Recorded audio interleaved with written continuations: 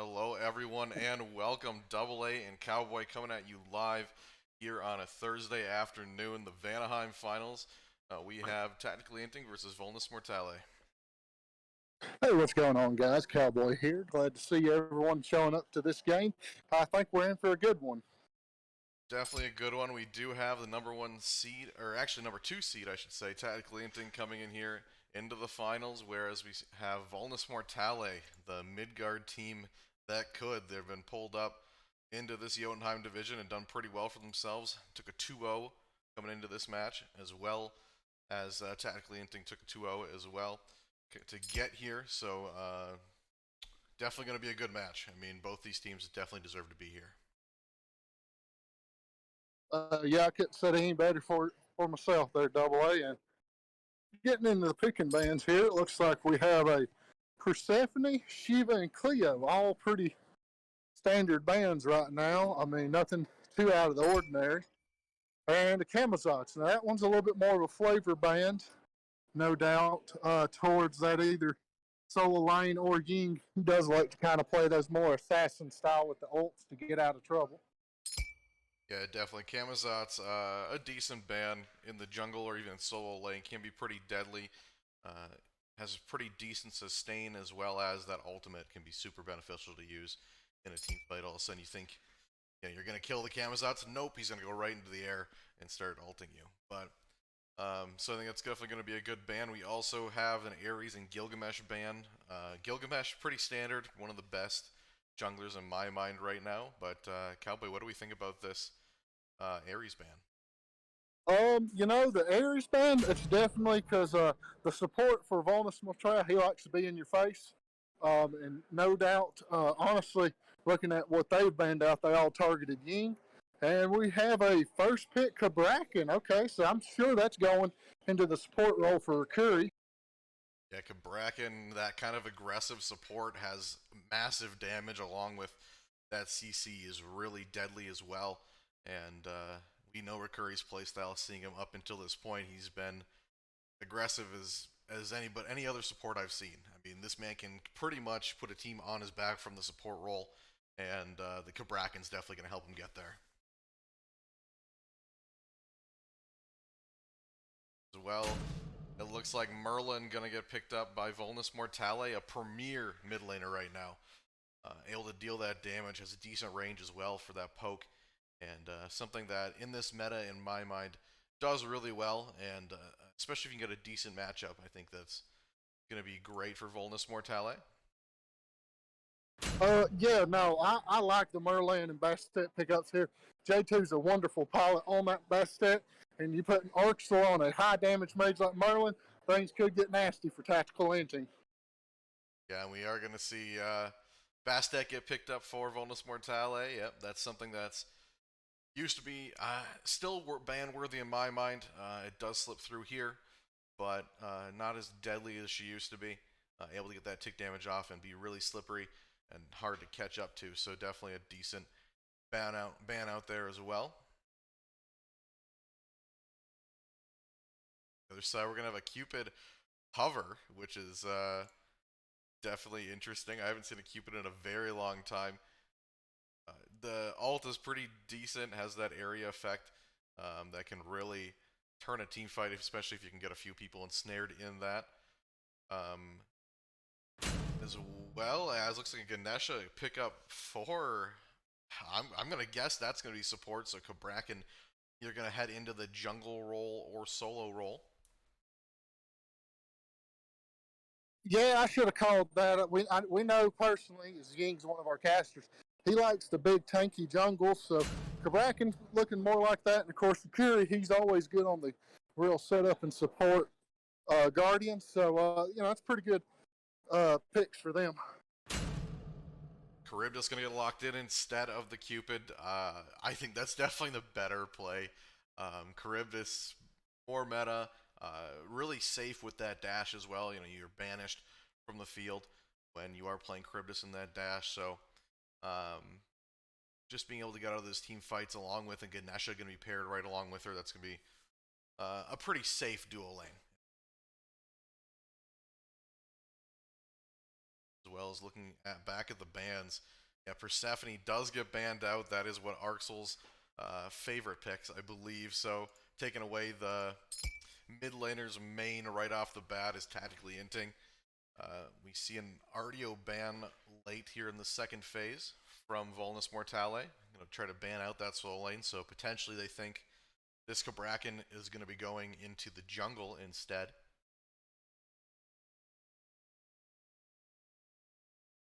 Yeah, I couldn't agree with you more. Double A. Yeah, I think it's going to be an interesting ban out as well. We're going to see the Chiron banned out. Looking to focus over on the ADC. It's going to be sold short for Vulnus Mortale. As we wait out our next ban. But Agni going to get banned out for Volnus Mortale. Going to ban out that. They don't want Omni based on anything that's too deadly. I do notice they pick up Eset, who is a great god on Omni based when he's piloting him, or her, I should say. So seeing her get taken away from him is going to be, it's definitely a smart tactical move on the side of Volnus Mortale.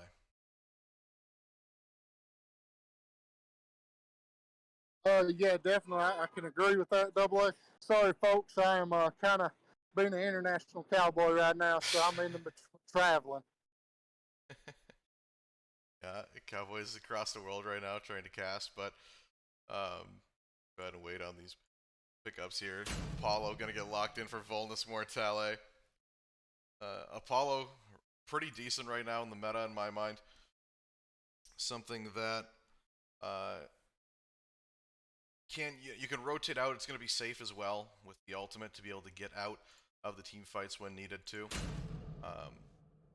Also able to rotate across the map really quickly into a team fight. All of a sudden you pick up the Gold Fury and now you're on your way to Fire Giant. I mean, just a nice, easy way to move across the map and be able to be involved when need be. Yeah, I definitely agree with you, Double A. And I ain't saying Volnus Mortale's not good. They've proven they belong to be here. But when you are the underdog, having that extra man in those team fights early on can make a big difference. Definitely, we are going to see Chalk picked up. That's going to be scary. So, yeah, it is going to be Cabrakan jungle. It seems like Morgan Le Fay as well. Pretty deadly combo herself. Pretty good right now in the meta. And then Bologna, a really good solo laner right now, able to be kind of a lane bully and get a lot of pressure over there in the solo lane off the back. Going to be going against the Chalk, though. So, we'll have to see. But I think with that, we're going to go ahead and throw this to a quick be right back screen and get right into game one. See you guys in just a bit. All right, hopping right into this game. Game one of the Vanaheim Finals. Tactical Inting versus Vulnus Mortale. The pings are already out. My name's Double A. I'm going to take it for just a little bit. Cowboy will be joining me a little bit later. But it's just going to be me for now. But to clarify some things, that is an ESET support on the side of Vulnus Mortale. On the other side, it is Chalk Jungle, it's looking like. Instead of that Cabrakan will be heading into the solo lane. As Ganesha bounces up and down. But, like I said, both these duo lanes going to be pretty interesting. Apollo, pretty meta. Charybdis, decent. Ganesha, really safe. And on top of ESET is kind of the factor there. Let's see what the ESET builds into and what kind of playstyle she's going to adapt as well. But anyway, we're going to head right into this dual lane, it looks like. We'll see who can get the pressure off the bat. I'm going to bet on ESET, but we'll have to see. She's going to throw out some abilities here on the other side, and there's the pressure we see already. ESET pushing back the rest of Tactically Inting. Stun comes out. Nobody home this time. Solo lane Cabrakan already taking a little bit of damage against this Bologna. Both not fun to play against when you're laning against them over here in the solo lane. Bologna we've seen quite a bit so far out of everybody in the Animosity League, it seems like, is picking up this Bologna. We did see a Chalk jungle as well in the last game. I believe it was yesterday in the Asgard Finals. But Ganesha, a little worse for wear, taking about half a health bar down after some damage from Apollo and ESET. gank over here in solo lane from Bastet as well will cause Cabrakan to be looking for the safety of his tower. The Chungle over here looking for that red buff that isn't there just yet. Bastet approaching here in the mid lane, just gonna clear wave. No aggression on the side of name changer J2 just yet. Let play ABC. Still forced back under tower, not able to get out and get the pressure for himself just yet. Bracken not the best at clearing with those autos, as 3 is usually what you go with there. See it there. Over here on the other side, we see Charybdis dash is down. Eset though, looking to get that stun. Will get 2 for the price of 1 over there as Apollo drops some autos, and both tactically Inting members down to about half health. Cabrakan bullying Bologna. Now he's back up. Level 4 will get that before Bologna, but Bastet is here to the aid of her. Cabrakan engaging, gets the stun off. Chalk is over here as well. Blink in, but jump out from Bastet. Now Bologna's the focus. Avotic over here. It's Bologna getting stuck, pulled towards the Cabrakan. Dash out. Will it be enough to get away? Is the question. The axe comes out and won't be enough. She'll end up living. Unfortunately, Credence Comp not able to finish off that kill on the solo gank. But an exciting 3 minutes to kick off this best of 5 set for us today. Nobody goes down yet 3 minutes in, but we are still waiting on that first blood.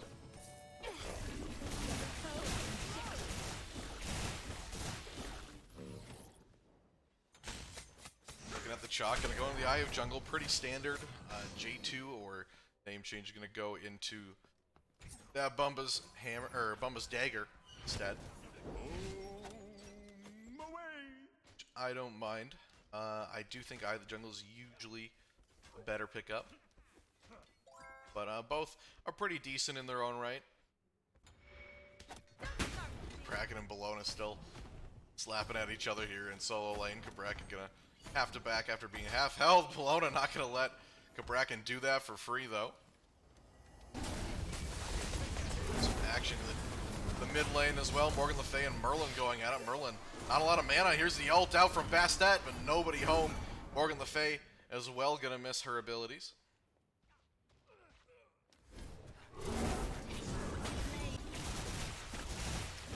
Both dual laners up to that level 5 mark for Volnus Mortale. Tactically Inting just hitting that. Ganesha not able to dash away and will pay for it. But both teams still being relatively safe. We're at that 4.5 minute mark, getting close to hitting that 5 minute mark. And still waiting on that first blood. Chalk potentially going to rotate in here and look to get it. Looks like Volnus Mortale are trying to rotate out in time. Eset looking low, Chalk ult comes out, Eset dwindling, but still ends up getting enough health off to live. Ganesha as well use that ultimate.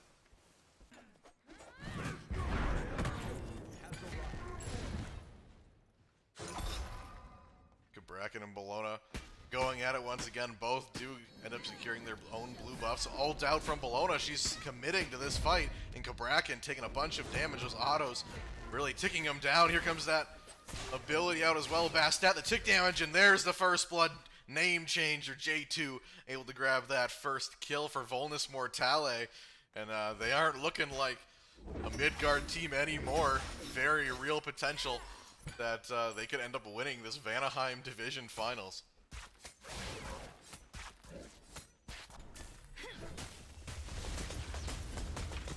Not a lot of player damage on the board just yet.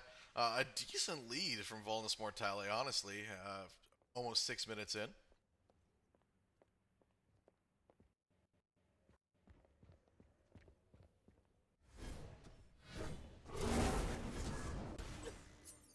Charybdis doing pretty decent. Both ADC is going to go into that Devil's Glove, one into Gilded Arrow instead, and the other into Eye of the Jungle, which we've seen okay amount. Cure picking that up in the Asgard finals quite a bit. I believe every ADC he played that on. So I do know Volnus Mortale have some sort of connection with Cure. He's a decent buddy and maybe coach theirs. Don't quote me on that, but I wouldn't be surprised if there's the influence right there with those two. Little engagement. Apollo looking to engage with that ultimate. Ganesha, though, really low, will go down. Havoc's able to grab that kill. On the other side as well, another gank from Bastet picks up Let's Play ABC. And that's a 3-0 lead for Vulnus Mortale in this game. That's a great job from them. They're trying to win this early game.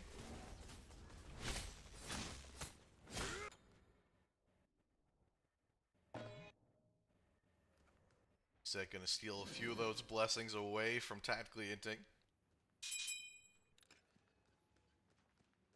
Does help them get up their own little Jimmy. But we are 7 minutes in. The Gold Fury not going to be an issue just yet, I would assume. Both these teams have decent secure. Nothing too crazy on either side. But it's going to be interesting when we get to that phase if Ganesha and Morgan Le Fay and even Charybdis are going to be able to secure these objectives away from Merlin, Apollo instead.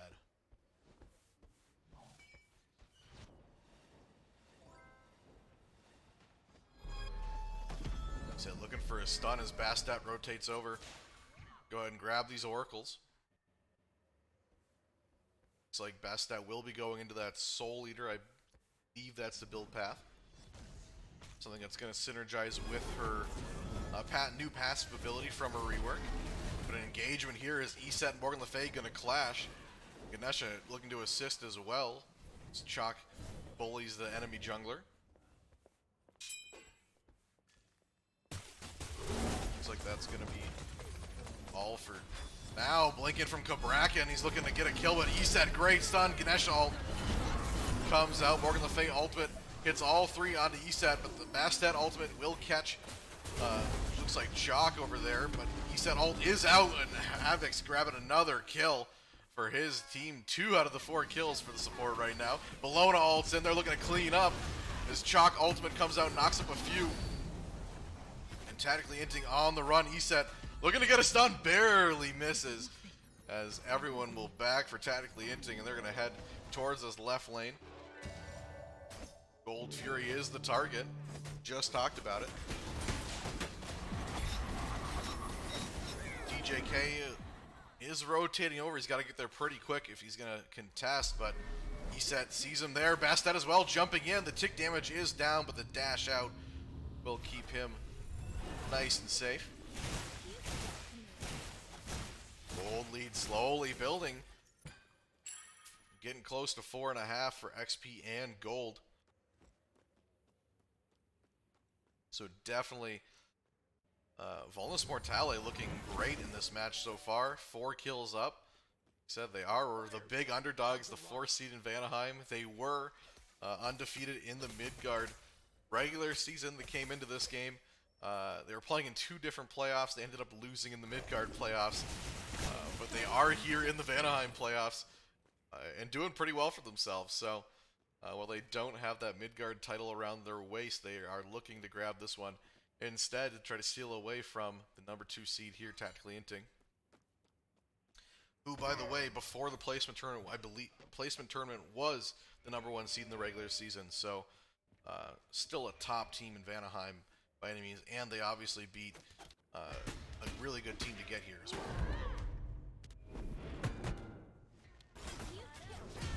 Apollo being jumped on by Chalk and Charybdis, but not going to be enough.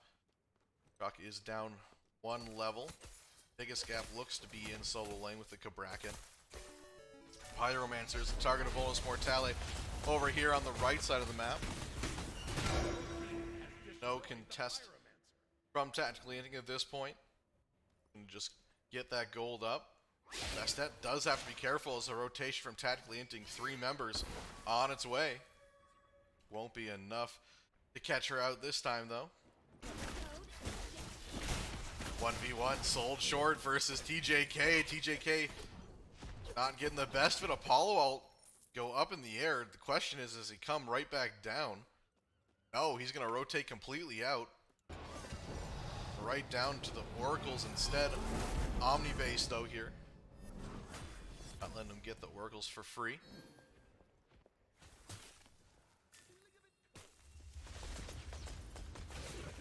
Here comes Bastet once again, looking to just cause some havoc. Pun intended. But nothing too much here. That's a great pun, Double A, and glad to be back on the cast here. If you could pull up the screen so I could actually view it, that'd be even more helpful. I'm all right.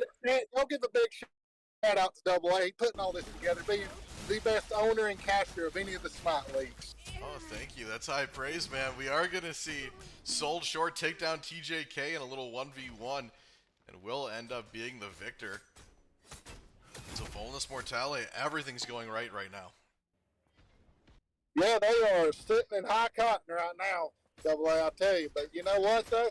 They're not keep the foot on the gas pedal if they're going to beat this tactically inning game. Yeah, and I mean, did we ever see this coming? You know, Volnus Mortale pulled up as we needed a few more teams in the Vanaheim division. So, you know, maybe not high hopes that they were going to make it this far. And right now they're looking to, they're going to grab another kill over here on the chalk. Yeah, they're looking to potentially win this thing.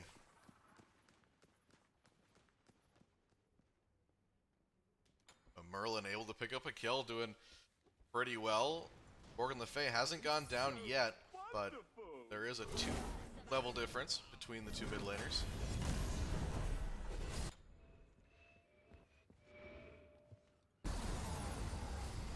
Ganesha trying to step up on this E-set support. Not a terrible pickup.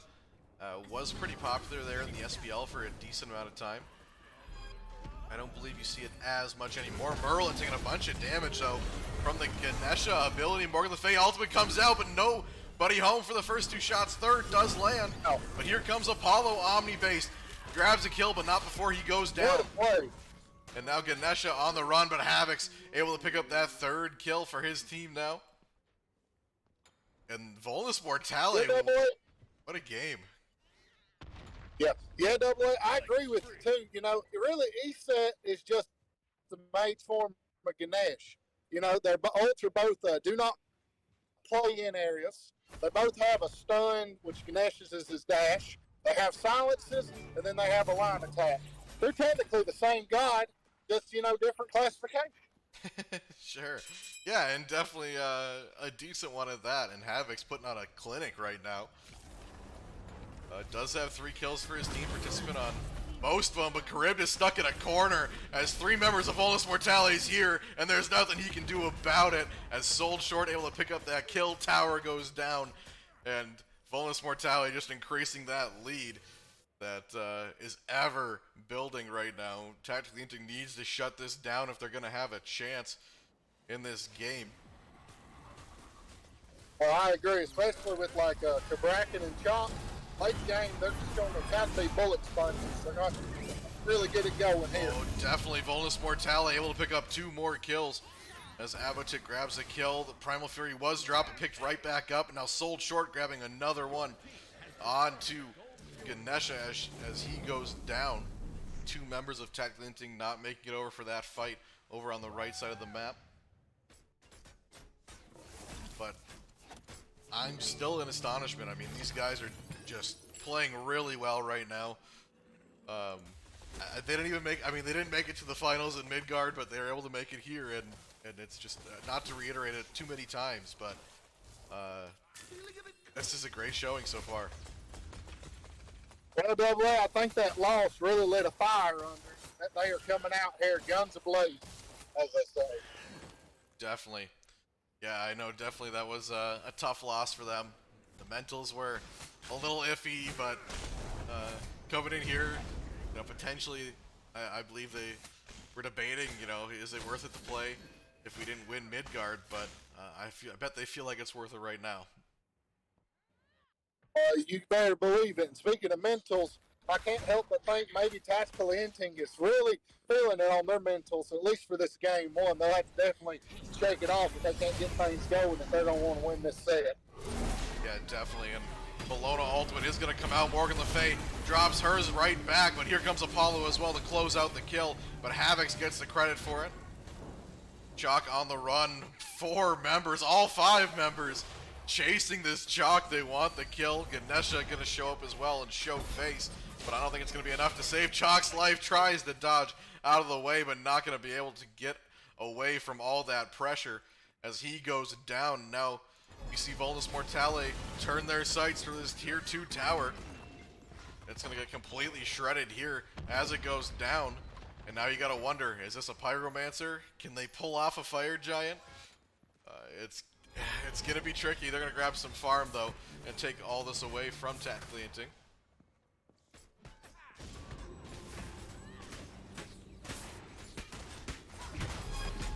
Down goes the Pyromancer. That's all they'll get so far off of that, unless they start the Fire Giant, which they're gonna do just that. It's gonna come down to, do they have enough damage and secured to take this away from Tactically Inting. Fire Giant is down really low. Cabrakan making his way, but not going to be enough in time. And now Cabrakan caught out as 3 members of Volnus Mortale. I smell blood in the water heading this way. It looks like Cabrakan able to get away, but Chalk not having a great situation. Best Adult will pull Ganesha right back. Down goes Chalk. Avotic able to pick that up. Cabrakan pulled right back, unable to do anything about that. As we see Ganesha in the back running away. Morgan Le Fay is running away as well. Good Charybdis Assault will keep Volnus Mortale pushed back as they start to siege this Phoenix name change. Finally grabbing a kill, sold short as well. Able to grab a kill on the Omni base. And this is a quick game so far. Fire Giants down, almost a deicide, and they're going to take this first Phoenix. I'm loving this play by Volnus Mortale. They're in there like, hey, we're the 4th seed, so we might as well go for it. And right now, it is working for them. They just got to keep up with this aggression. Yeah, definitely. I mean, there was a potential to even, and I don't know how real the potential was, but there was some potential there that, they were able to end the game. They were pretty healthy. There was an ADC there, which is never fun to be against. If there's anybody from your team that's going to 1v5, it's going to be your ADC. But they don't vouch to end the game there, or at least try to end the game. I think that's very smart in their play. They're going to go ahead and grab some more farm, reset, and then probably siege another lane.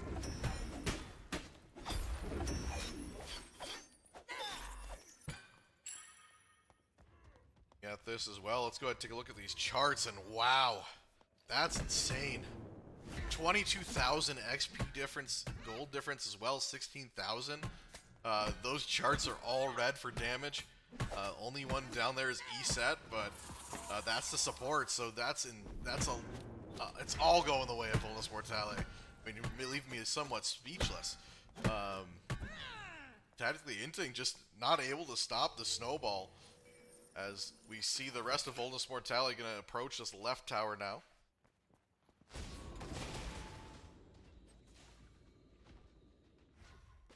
Ganesha going to shy away from protecting that tier 2 tower.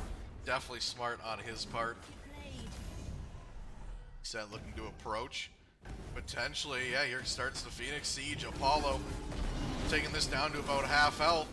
Set on the front line taking some decent damage, but down goes the Phoenix. Name change on the back line.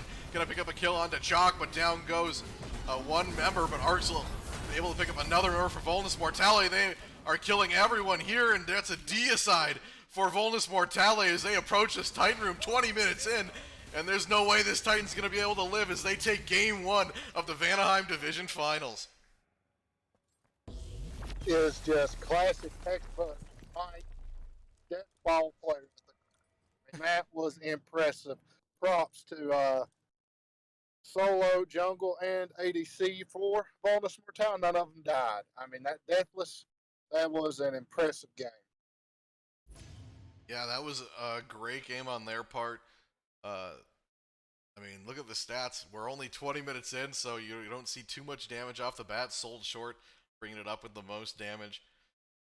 But wow, I mean, Volnus Mortale, they do not look like a Midgard team. I mean, they look they looked phenomenal there, taking it to tactically Inting, who was playing for the most part. I mean, decent picks on their part. So we'll have to see. I mean, after that's going to be hard on the mentals in my mind if you're tactically Inting. We'll have to see what happens here in this second game if we're able to see. I mean, if they can turn it around, they're just gonna have to get a better start to the game. Volnus Mortale came in here, took it away from them immediately, got that lead, and it never stopped. I mean, 3 kills on the board, I believe, from 3 kills on the board for tactically Inting. That's pretty rough. Not the game you want if you're their fan right now, but I don't think they're out of it. These guys have had some amazing games. They've dominated teams in the past, so um, it would not surprise me if they turn it right back around here. But Volnus Mortale, they've got the pressure. They feel phenomenal right now, I bet, and we'll have to see what they can do in this game 2 coming up right after this. Welcome back, folks. It's Cowboy and Double A here for some picking bands. Say hi to the folks at home, Double A. Hey, how's it going, guys? Well, that was a tough first game for Tactical Inting. I think they're going to really want to get their jungle on something a lot more comfortable this time. I think more of a dive assassin instead of a warrior. And now we're rolling into some bands here. We have a Persephone band, okay, and Shiva. Those are standard. Last time they both banned those gods out. Yeah, we're gonna see the Persephone ban again. Not wanting to have Arxel play that Persephone that he's pretty much known for at this point. Plays it really well. Kind of helped them get to this point with Arxel, as he's kind of one of their main play around characters. But we are gonna see Bologna banned out for tactically Inting as well. They don't want to see the Bologna repeat. Right, that's our first clapback ban we have. I don't really know if that's the correct terminology. It kind of sounds dirty, but yeah, that's a clapback ban, and we have the Camazons. Yeah, another solid ban. That was from last time. Yep, gonna get banned out again. Not wanting. I believe that's gonna be Ying or Cridge Cop on the other side to be playing him. Shiva as well, gonna be a standard ban at this point. Something that's pretty decent to get banned out. And I believe. Let's see. I believe Ying's been playing Camazotz a decent amount. I know it can also go in the solo lane, so it's a good ban all around. Right. And right now we've got some weird hovers, but they're going to go ahead and lock in the Cleo for their third ban. Pretty solid. I don't blame them at all. Yeah, Cleo going to be a decent ban. Really strong in solo lane as well as strong in the jungle. So, I think it's definitely going to be smart. And then Gilgamesh once again going to be banned out. Really focusing towards that solo lane and jungle for bans so far as Vulnus Mortale. Yeah, it seems like the jungle is where. Sorry for the stuttering, folks. It seems like the jungle is where Tactical Inting kind of tries to run their game through with Rikuri and Ying. So it would make sense for them to kind of work through the bans there. See an E set come through for tactically Inting, like I talked about in the last pick and bans. Omni based, a really strong E set. So seeing that here, potentially, I'm gonna say it goes into the mid lane. It could be support as well. It wouldn't surprise me, but we'll have to see. I do. I have to agree with you because Omni does have a very impressive E set. Not saying Rikuri can't do it. Yeah, definitely. And Rikuri, really, like we've talked about, a really strong player for tactically Inting. We'll have to see what he ends up on. He didn't go with an aggressive pick, and they didn't have an amazing game, so potentially seeing him on something more aggressive could really help them out. I know he can really just wreak havoc on a team when he gets into that aggressive support and then gets up on people. So we'll have to see, what their game plan is here. Are they going to be safe? Are they going to go more aggressive? What's their idea, for this next game? Right, and I agree. I actually think Rikuri's going to pull out his Kuzumbo here. It's one of his signature picks. It's strong. I mean, I think that is where they're going with this. So we have a Raw Nemesis pickup. That's a little bit more of a dive assassin. I was thinking that they should be putting Ying on. He likes Loki and god types like that, so I could see that being a better pick for him. And then, of course, Rama's just a very solid, safe hunter. I like both of those. How about you, Double A? Yeah, I like those for sure. TJK has a pretty decent Rama, I believe, and being able to kind of stay out of a team fight and use that ultimate and be able to drop those raining shots down from the sky is gonna definitely help out when like a support is engaging or somebody's low on the other side. Nemesis, like you said, I think that fits Ying's playstyle way better in my mind too. So seeing that here, definitely, I'm definitely excited to see if Ying starts um, rolling with that god. If you know what can happen, but I feel like tactically Inting's just going into these more comfort picks here in this second game, and I think that's going to be very good for them. I definitely have to agree. That's a very solid play, and of course, I'm very curious to see what this last pick here will be. So it's going to be on her picked up for Volnus Mortale. Again, I haven't seen on her in quite a while. We did see Kier playing on her last night, and now on her getting picked up by Vulnus Mortale again. There could be a correlation there. I know they're buddies, but seeing on her get picked up, it's going to be going in Sold Short's hand, who had a pretty good game this last game. So we'll have to see. Yeah, definitely.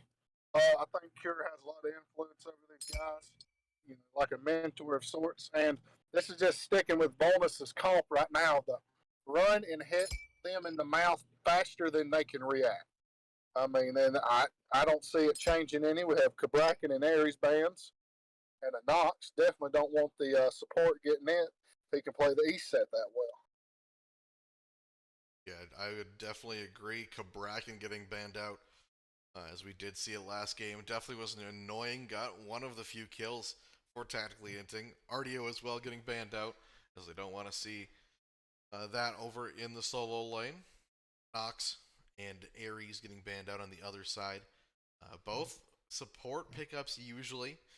So seeing them banned out, I know Havoc's had a great game last game. So in my mind, that makes sense. You know, keep support down, keep him away from being able to help outsold Short, who played phenomenally as well.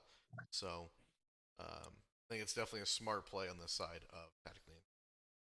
Right, and I expect we see another support band here. Just got to try to keep her Curry down. Looks like Odin gonna get locked in for Volnus Mortale. I haven't seen Odin in quite a while. How about you, Cowboy? I haven't, but I personally have experienced the Recurry Odin, and I can tell you that's just something ugly no one wants to see. So I'm glad at them getting rid of it here and quick pickups. Kukoan and Horus, okay, so they're going a little more aggressive there with those two picks for tactically Inting. Yeah, gonna fit their. This is gonna be an aggressive team for sure. I think with that, it's safe to say ESET is gonna be in mid as well. So there's gonna be a lot of damage coming out on both sides. Like you said, it's gonna be a punch in the face contest for sure. We'll have to see what sold short. He's got the last pickup here, but it should be, I believe, a support pickup for Vulnus Mortale. But Horus, yeah, just like you said, gonna be aggressive right off the bat in lane. Cullen as well can be kind of a lane bully. That rage form is really good, and I know some strategies are the rage form hits and you run away. I mean, you don't want to take a fight with Cullen when he's in that rage form. And then Right. lastly, Ymir gonna get locked in for Volnus Mortale. Are you a Ymir fan, Cowboy? Against the right comps, yes, I am. And good news is this is one of the comps I like Amir into. Because Kukoin and Horse are the only two who can get away. Well, guess what? If they're the only two who can get away, that means you can lock down all the carries. And they're the ones that are going to be in trouble. Yeah, I would agree. I think Ymir is going to be decent in here. Does a lot of damage and can be semi-aggressive as well. So Havoc's had a great game, had a lot of kills for being the support last game. So seeing him in this pickup again and with the utility of a wall, that's going to be a great pickup for Volnus Mortale. But I think with that, Cowboy, We're going to kick it out into a break, and we'll be right back with the game. We have a special surprise caster coming too. Bye bye. Yes, we do. Bindle's joining us. We'll be right back. Yeah, right back into the action. My name's Double A. I'm joined here with Bindles, who joined us on the cast. How's it going, Bindles? Hey, it's going pretty good. Oh, your stream isn't showing for me, by the way, Oh, so I I can't did that see to if the Cowboy thing is last going on. time, and I did it to you this time. Awesome. It's all good. It's all good. But Start out. right away, we are going to see both mid laners down to about half health. A gank out on the side of solo lane as well, as Cullen's already in that rage form. So Yeah, definitely a bunch of trading going on here early. Bastet able to get a root off the bat. Nemesis still right there though. Gonna fight them off. Yeah, we do see tactically Inting going for this very aggressive dual lane comp, and then Volnus Mortale countering with a very aggressive dual lane comp of their own. What a nice impale by Sold Short, stopping the horse stun right there. Wow. Yeah, Sold Short played really well last game. Once again here, he's looking to have another good game on this on her. So hopefully it goes his way. We'll have to see. Odin hitting that level 3 mark before Cullen at about half health. Odin pretty low, but he did opt to go to teleport, and so did Cullen. So both of these solo laners are going to be relatively safe in their lanes, but they're also playing without beads, so they're pretty susceptible to ganks. As we do see the Ymir going with the Watchers, and the Horus also going with the Watchers, but Ymir looking like he's opting into more of a Stone of Binding start. Definitely a very aggressive start over here for Havoc's 19. Ymir poked down low, Horus impaled into the wall, Rama dashes in, The heal and comes Ymir's out. On her dashes out as well, as Horus has some of the best level 2 and 3 in my mind in the game. So that's going to be an aggressive job from him. He did that already. Force them back. You know, Ymir as well. Going to try to contest. Potentially here as Horus dashes back in. Ymir gets the stun and the knockup. That'll be enough for TJK to secure the first kill and the first blood for tactically Inting. And that's a good way to start after the last match. Yeah, great job by TJK and Rikuri securing that first kill over in the duo lane. Definitely going to be very, very good. Putting this on her a little bit further behind as they go to secure their own purple buff right here, not opting to go for the Honor's purple buff. Just playing it safe. Definitely Odin over here jumps in and jumps right on top of him. Odin cage out immediately as he hits that level 5 before Cullen is able to. TJK as well, getting another kill over there in the duo lane. But Cullen fighting for his life, rage form, engage, and he dashes out, but barely living with that 1 HP.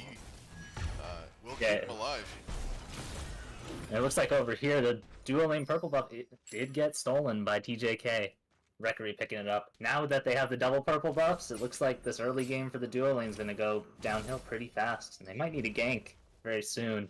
But what a great call over in solo lane by Avotic just to ult off that dash from Cullen. Because once he saw that Cullen jump, he was like, there's no way you're getting out of this cage.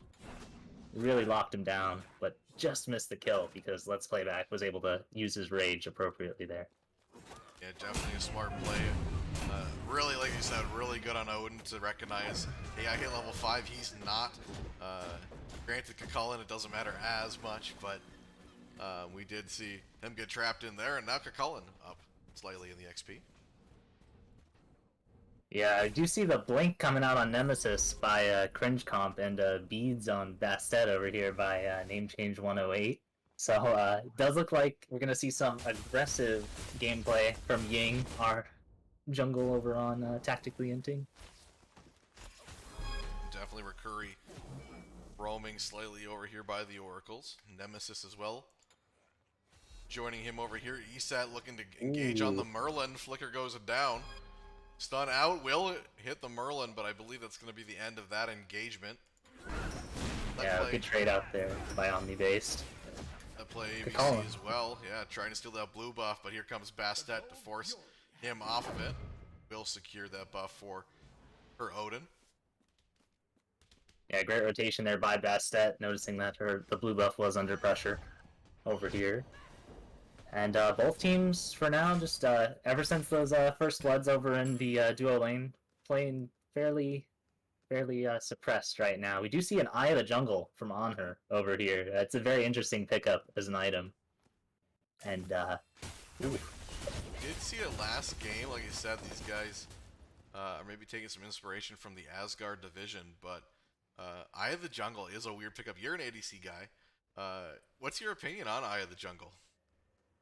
I personally prefer Arrow 100 times out of 10, and then I would probably prefer Leather Cowl over that, but Eye of the Jungle definitely pretty good for getting the Protector of the Jungle late game for these objective fights, because everyone knows the objective fights are really all that matters as Cullen starts to take Odin down, but they're both looking pretty low over there. Horus doing the milking. Bastet will catch him out. That purple buff has been dropped by tactically Inting again. Shoulder Short not getting any purple buffs. But yeah, as I was saying, it's Eye of the Jungle is really good for these team fights over by these objectives, by Gold Fury, by Fire Giant, especially when it upgrades to Protector of the Jungle. And it gives you a decent amount of attack speed. Starting out Horus trying to go back in for more milk. But he's spotted out. And Nemesis as well, going to rotate over with Eset right on her back. Looks like that's going to be enough of the engagement. They don't want to take the fight just yet, as Horus looked to jump in on her. I do like the prioritization of the milk by Horus. Definitely. Stop saying that, but of the petals as he gets the scepter of Idra is the I think that's the name. Wow, you know the whole name? All right, not a boy. I've heard it once or twice. I know it's not common knowledge, but that might be it. Definitely. And definitely will give his team a good little chunk of XP and gold for securing all those stacks too. Horus engaging on to Merlin. He said stun comes out, nobody home this time. But Merlin having to retreat towards his red buff. But here comes Nemesis, the ult comes out, Ymir charging his ultimate, not enough to secure the kill. On to E7, Recurry able to secure the kill on the other support. Havoc goes down.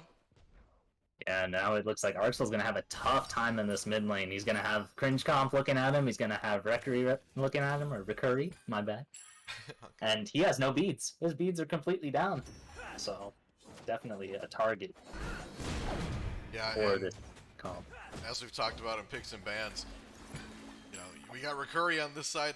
Both teams here are very formidable in their own right. Everyone here is really good. But Arxel's the kind of the main person. The Volnus Mortale is going to be playing around there in the mid lane. Recurry and potentially TJK, even Cringe Comp as well, are kind of the mainstays over here.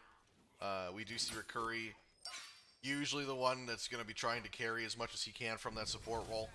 So trying to he got shut down last game. This game they're trying to shut down the other side with Arxel.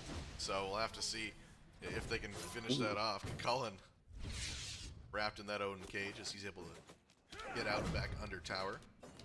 Yeah, it makes sense that he picked Horus too. It's a very definitely team-oriented support. As Eset engaged on in the mid lane. Yeah, Beads pop out. Nemesis goes in on Ymir. Ymir dropping low. Merlin trying to disengage on the Eset. What a stun! Oh my god. Arxel just blowing up right there. Will end up getting the kill, but on the other side, the first kill for Volnus Mortale is on the board, thanks to the gank from Eset into the solo lane. Take down Let's Play ABC. Yeah, and definitely a good call by the Bastet, realizing, hey, there's 3 in mid, the jungle's in mid, the support's in mid. Looks like tactically Inting are setting up for something here. Trying to catch the On Her on a rotate. They're gonna go for gold right here. On Her knows they're on it, and he's poised to steal with his ultimate. Here comes Odin as well, rotating over from the solo lane. Horus healing up his mid laner, but Odin getting completely shredded down. The bird bomb comes out, but it won't be enough. TJK securing that kill onto Avotic. Yeah, I don't think he expected to be shredded down that fast by the Nemesis Slice and Dice, but did a lot of damage to him, and now Cullen's starting to aggress on Her, zone him away from this Gold Fury. Looks like Recurry's in trouble. Yeah, he gets walled off. Nemesis, though, right to his aid. The ult comes out onto Bastet, but she's able to jump out before any more harm can be done on her. Yeah, that's good disengage. You know that the Nemesis ultimate is down now, and now you can start playing around that a little bit more if you're Volnus Mortale. But yeah, we see that the kill on Kakalin is able to facilitate an Odin rotation over to that Gold Fury fight. Unfortunately, there wasn't any real follow-up there, otherwise they could have taken a pretty good fight over there by Gold Fury. But everything going pretty quiet now as tactically Inting have forgotten the Gold Fury and gone back to farming. It definitely smart on their part. Yeah, just what a bunch of good rotations too over by Havix and name change to secure that purple buff for Sold Short, because it's really keeping him in this game right now. Yeah, Sold Short, like I said, has had a decent game. Is down a little bit here. Everyone's down except for that it's like support role. But nothing's out of reach just yet. Only at that 2,000, close to 3,000 mark for both XP and gold. Yeah, we see both teams decide to just take a little breather. Merlin looked at here by the Horus in mid lane. Yeah, looking to engage. Look at how menacing he is. He pushes everyone else back. Want to make sure that he's not able to get that stun off or knock up. Nemesis dashes right into that ice wall from Ymir. Gonna miss his stun as well. The knock up. Look at all the damage out from tactically Inting. The knock up into the stun from Eset is enough for Omnibase to finish off that kill. Yeah, Havix sees blood right there when he catches the Nemesis out, but not able to secure it as it's Nemesis who's actually baiting for her own team. And now we start to see, you know, Vulnus Mortale start to fall behind a little bit. You know, the gold differential's only growing larger. How are they gonna stop this? Is the Gold Fury looked at by tactically Inting? The Gold Fury being Frenzy chipped popped. down. Cringe comp able to pick up Avotick on the other side once again as well. He's down in the soul lane. Tactically Inting grabs the Gold Fury. Nobody there for Volnus Mortale. And this is right back and forth. I mean, first game was all Volnus Mortale. This game, pretty much all tactically Inting. On her ult, it comes out, and her Curry can't take that. He goes down, Sold Short, picks up another kill. Or his first kill of the game, I should say. That was a great pickup by Soul Short, though, realizing that he's getting a little bit too aggressive on this Horus and punishing him for that positioning. The Kim size on her hurting a lot, as well as just the ultimate and the prot shred from his wand. Her Curry was menacing here in the mid lane, wasn't menacing enough over the dual lane as he walked at him and Soul Short went, alright, I'll just ult you, man, just stay away from me. And does go down. Yeah, there's a 2-level lead over here in duo, so Soul Short still has to play back a little bit, but it does look like Rama's going to get online a lot faster, and I do like the objective play over here from tactically Inting. They do have that E-set ult for secure, and Vulnus Mortale doesn't really have anything to, like, kind of steal it from the E-set ult with if it's timed correctly. So the objective secure over here on tactically Inting definitely is going to help them out later in this game. Bastet and Nemesis dancing around the Pyromancer for a little bit. So far, not too much happening right now. So, Bindles, we did talk about that Sono Binding pickup on Ymir right off the bat, trying to get some aggressive plays out from him. Do you think that's hindering them now? He is 0-3-0. Potentially, but if he does catch someone out, there's a good chance that they are going to die. That freeze does proc that Stone of Binding right there. And the walls are definitely very effective against the E-set and the Nemesis. Not so much against the Horus, but he can dash out, he can ult out. It's also pretty good against the Kakalin too, so I do think it goes pretty well into this comp, even though he is a little bit down. All he needs to do is have some good walls, some good freezes, and his team can definitely pick up some kills. Pyromancer half health, Frenzy popped, Odin pops his cage, but E-set ult goes down, and tactically Inting secure the Pyromancer. Ymir from the backline. Yeah, Ult does not secure the Horus. Looking to prove me wrong as he's looking to kill that Horus. He finally will go down, but it's Bastet able to pick up that kill. Merlin gets an ult right on him from Cringe Comp, but is still alive just barely. But Kakalin finally able to finish off that kill, but Ymir getting those Frostbite autos onto the enemy solo laner will slow him down as well. And the wall comes out, but he's able to dash through it. That should be enough. That's the power of that Stone of Binding right there. Definitely, yeah. Able to help out his team there. And he goes from 0-3-0 to 0-3-3. Yeah, that 3-man freeze on the backline was kind of insane, but Vulnus Mortale are able to secure the Pyromancer, so they do get that. Arc still does go down, and Cringe Comp is down as well. So all in all, Still looks like tactically Inting came out a little bit ahead, but Volnus Mortale is slowly closing that gap that's been built up in the early game. Yeah, looking at the charts once again, yeah, that lead is diminishing slightly here. XP difference dipping under 100 now, or under 1,000. Pardon me. Gold as well, all that 2,500 range. It's around an item or so, but still within grasp here, as Honor is hiding here in the jungle. Pillar comes out, and I believe the impale won't land there, but the ult comes out. One auto will do it. TJK goes down, sold short. We'll bring it back, grabbing that solo kill, but here comes Horus in the ultimate. See where he ends up. On her being jumped on, it seems like. He'll jump right down. The ult doesn't land, but on her getting caught out as DeCullen is over here as well. Nemesis ult to close it out, but Let Play ABC is the one who gets the kill. Ymir as well in the mosh pit that is a dual lane right now, but Let Play ABC able to pick up another kill, a double kill out, as we see the rest of Vulnus Mortale on the right side of the map. We'll have to see if they're able to get something else out of this as two of their companions go down. What a good answer back by tactically Inting. You know, TJK unfortunately gets his dash caught out with a great jump by Sold Short, but and Sold Short is unfortunately he's dove on by the other 4 members of tactically Inting. There's nothing really he can do there but to get punished for his aggression. Havoc's going down as well. It looks like this T1 mid tower might go down. Best at there to defend. Yeah, we'll have to see. They're gonna back off. Yeah, they're gonna back off.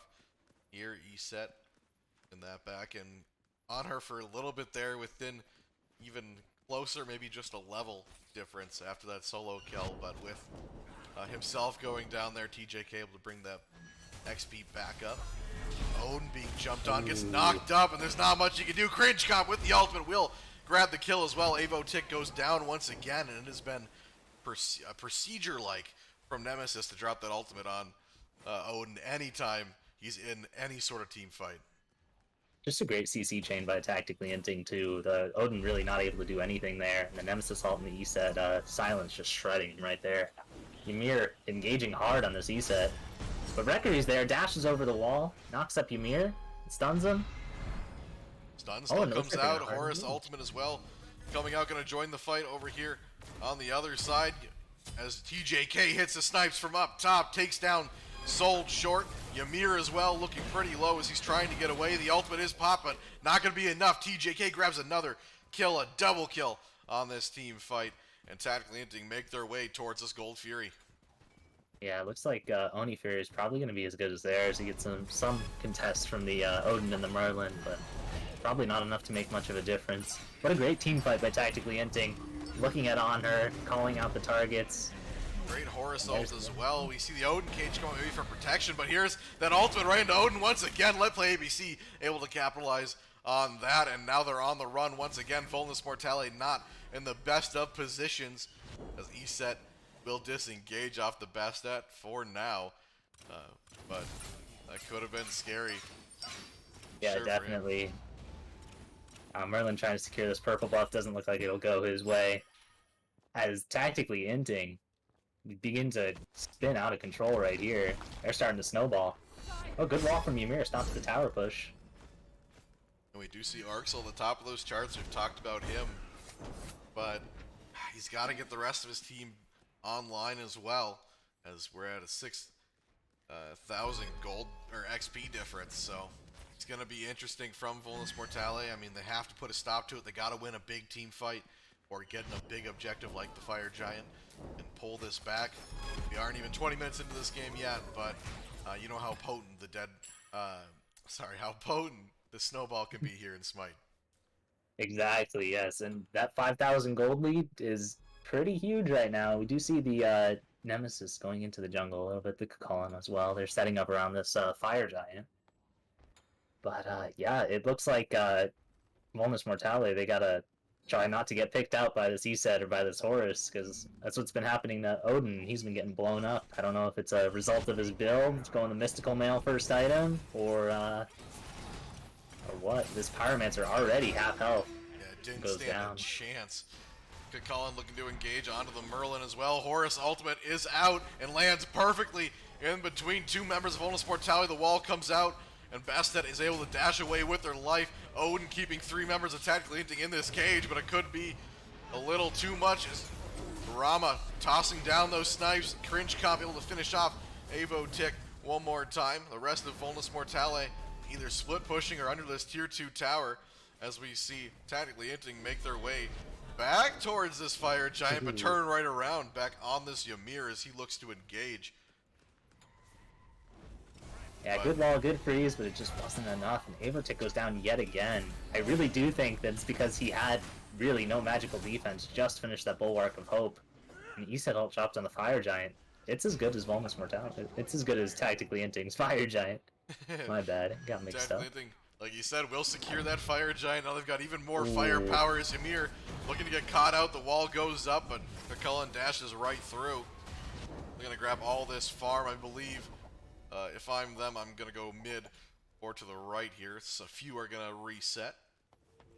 Yeah, mid tower looking awfully low right there. Probably just snag up all the towers on the map, reset, get your gold up. You know, Tactically Inting, good 7k ahead right now. Their lead's only growing.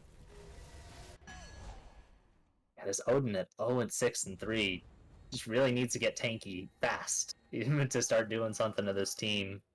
Just very unfortunate that he's been picked out in these major team fights. And what's interesting, and it's I would guess it's part of Tactically Inting's strategy, is in the first game, sold short on the Bologna was really good. I mean, he was one of the key or the key member on his team, besides maybe sold short for that first game. So, being a target here may not be too much of a surprise. And Nemesis, yeah, just, I mean, that ult goes down on him every time.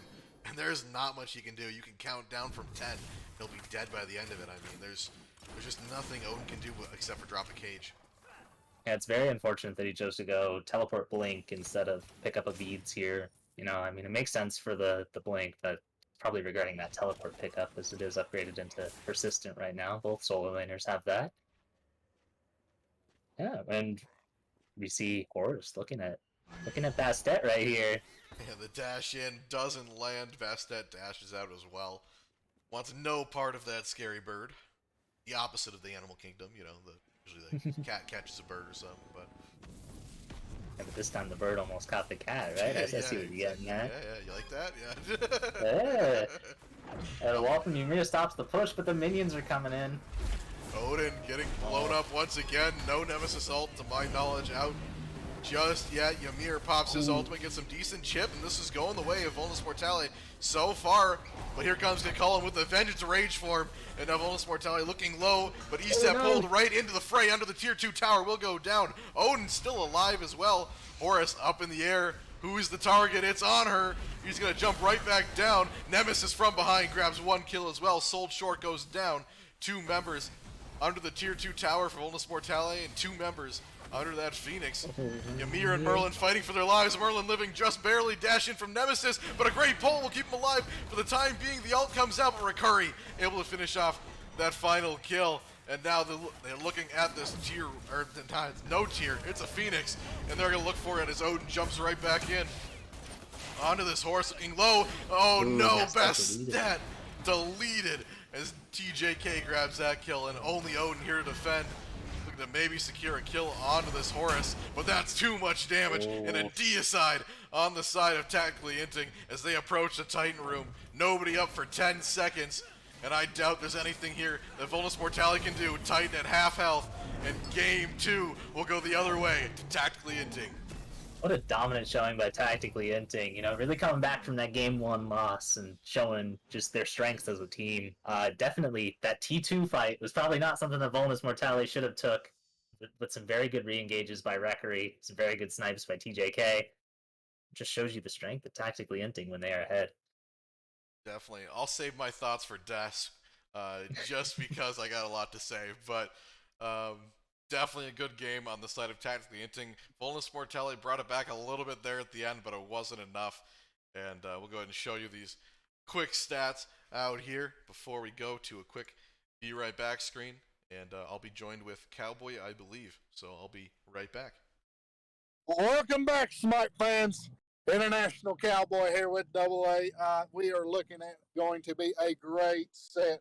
You heard it here, folks. We've got, of course, a 1-1 tied right now. I'm joined, of course, with Double A. Say hey to the folks, Double A. How's it going, folks? Can't get away from my voice just yet. Double. Oh, hi, Ying. We are I just came in because they. All right, Ying. on the set, sir. Say hey to the folks. It's okay, folks. He likes to bug people all the time. Anyways, back into the casting here. All right. Yeah. So Double A, that was a lot better set for Tactical Inting there. Ying, he performed very well, like we thought he would on the Nemesis. Then we, of course, Curry picked it up with the horse. And actually everybody's had a lot better game. What's your outgoing thoughts for it? I mean, my thoughts is it was the complete opposite. We had tactically Inting. I mean, Volnus Mortale came in. They were able to completely just take over game one. This game was the complete opposite on a different scale, but Volnus Mortale kind of firing on all cylinders, but it wasn't enough here in game two. I think Tactical Inting is warmed up. They played their comfort picks. They're able to get in here, and they completely did exactly what Volnus Mortale did in game one. I mean, they were able to get farm. They snowballed. They won the early game. They won the objective fights. They got a deicide, and the game was over. I mean, it was the same thing that Volnus Mortale did in that first game. I think Tactical Inting is warmed up. They're ready. Their mentals are back. And I think they're going to be scary going into this third game. Yeah, I definitely agree. These are two teams that can do the exact same thing, have the same kind of play styles. This is probably going to be a best of five. Actual game five will determine the winners here. Hey, I hope so. I always love a good game five, especially here in Animosity. We got one last night. It was super exciting. Nothing's better than game five in the finals. But looking back at the game, I mean, TJK hitting those snipes on Rama played pretty well himself, sold short, a formidable opponent himself. TJK able to take over that lane with the help of Recurry. Had some good horror assaults as well. Jumped right down onto the enemy team and able to kind of make a difference where it was needed. He had some great early game stuns and that caused the snowball to start.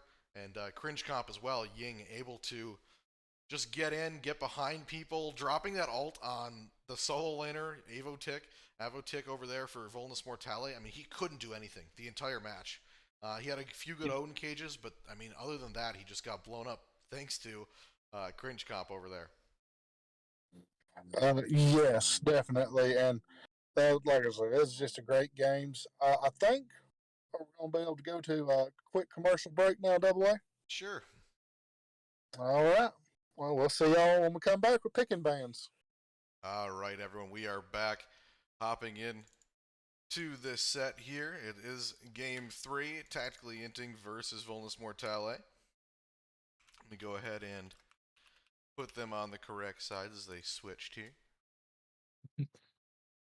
Yeah, definitely a very strong showing by Tactically Inting over there. And let's see if Vulnus Mortale can recreate whatever magic happened in game 1 that I wasn't around to see. Yeah, definitely. And hey, it was pretty cool. Like I said, I didn't want to jinx him, but I was definitely playing him up as Vulnus Mortale definitely deserved it after that first game. They came in, got it done. This last game, Tactically Inting came in, got it done, got back. I mean, if there's any way to make a comeback after that first game, is what they did. So yeah, going into this game, it's gonna be interesting. But Bindles, what do we think about these bans so far, man? Ooh, some pretty standard ranked bans for those first two bans. Shiva, Kleena, definitely very strong characters right now. Also pretty newly released as well. Camazotz banned out by Volnus Mortale. Obviously a shot over there at Cringe Comp. And the Persephone banned by Tactically Inting. They don't want to deal with that cage, and Volnus Mortale has spotted Horus out as the problem and chosen to ban him. I definitely 100% agree with this ban. The re-engage from Recurry was nasty sick, and definitely won them that T2 fight for sure. Nasty sick indeed. No, yeah, Recurry played great. That early game, like we talked about, was just super deadly. So yeah, seeing him get banned out, that's gonna be great, I think. Definitely. Last ban looks like a Daji as well, gonna be targeting that J2 or name changed. He definitely plays Daji quite a bit. I know he's pretty good on the god, so I believe it's gonna be a target ban pointed towards him. Daji can be a menace. Just the beads burn alone, just very difficult to play around if you're playing against her. It does look like it's going to be a first pick E-set for Volnus Mortale, taking that away from Omni-based and giving them a good amount of objective secure. I really do really like this pick Yeah, coming out. they've been fighting over it this entire time. ESET went the way of Volnus Mortale in the support role. Then it went back over to tactically Inting into Omni based in mid. Had a really good game over there as well. And now it's back over in the hands of Volnus Mortale. It just depends where she's going to end up. And a Gilgamesh Kabrakan locked in for tactically Inting. Very aggressive start to this comp. Gilgamesh seen in the jungle, solo lane, and support. I wouldn't be surprised if any one of those players on tactically Inting decide to pick up the Gilgamesh. And a Kabrakan, which can also be played in solo, jungle, and support. And a Nemesis and Bologna locked in for Vulnus Mortale. Wow. Nemesis getting taken away from Cringe Comp on the other side. Had a great game this last game and really hurt their solo lane. Speaking of solo lane, Bologna picked up for, I believe it's going to be Avotic again, and that game one on Bologna was beautiful. So seeing it picked up again is going to be scary for Tactically Inting as they leave it open here in this first phase. Yeah, over the break, you were really telling me about how the Bologna worked wonders for them game one. So I can't wait to see how they use it this third set, see how they adapt to that. And also the Nemesis pickup just to take it away from Ying. It's also a very good pickup into Cabra and Gilgamesh. Those are two targets that can be looked at with a Nemesis ult. As a Zeus locked in over on the side of tactically Inting. Wow, what do you think about that? Yeah, I think Zeus can definitely be. Well, right now it's something you should ban out if you know that the other team can play it. Zeus can be really strong. I believe in the SPL it's banned out quite a bit as well. But yeah, Zeus on to Omni based, gonna be pretty formidable. Hard to play against. Sits back, able to do that splash damage and drop down the lightning bolt right in your head. So it's gonna be annoying to play against on the other side for sure. For sure, but he does have his weaknesses too. He is fairly immobile except for his shield toss, which gives him a little bit of movement speed, but his ult's going to combo pretty well with his Gilgamesh and Kabrakan. So we do see second round of bans start to come out, and Ares banned by tactically Inting. They do not want to deal with his beads burn over here No, no, that no. Volnus Mortale could offer. I believe they banned out Ares every time, so they know that who's that gonna be? It's gonna be Havoc's on the other side. That's been he must be to my lack of knowledge, he must be an Ares main because I mean they've banned it out every time. They really don't want to see him on it. And from what I see, he does favor these really aggressive supports. As we do see a Charybdis banned away, they want TJK on something that they can kill. Obviously, not this Charybdis. The Apollo banned by tactically Inting as well. Huh. Apollo banned Interesting. out. I believe that was TJK that played him in the first match. Don't quote me on that, but somebody played him. Uh, the ultimates once again, able to kind of rotate. So keeping him out of there is pretty smart, I think. The Nox banned away just kind of shows me that this E-set's going, could be going mid, because E-set support, even though it's something we see at the SPL, SPL level, it does look like a mid pick, because Nox is gets countered pretty hard by E-set, so the only reason they'd probably ban is they don't want to see it support. And CERN locked in by tactically Inting, and Merlin and Chibalanke to round out the draft for Volnus Mortale. What's going through their minds here with the Merlin E-set pickup? It does look like it is an E-set support. I have eaten my words. Yeah, I'm gonna assume it's that ESET support. Xball was pretty decent for a while there. Still relatively strong. Sold Short, I believe, is really comfortable on him, so seeing that picked up by him isn't too much of a surprise. But Merlin as well, just going to be really strong in the hands of Arxel. We've seen that already. And just able to kind of get the damage off. Was decent up there in the damage charts for quite a while. So no surprise there in my mind with the pickup. Seen a lot of good team fight ultimates from the side of Tactically Inting with the Cernanos, the Zeus, and the Kabrakan walls catching people out. Especially the Gilgamesh ult, the Winds of Shamash probably being the most potent team fight ult on their team. Sun Wukong to round out their draft.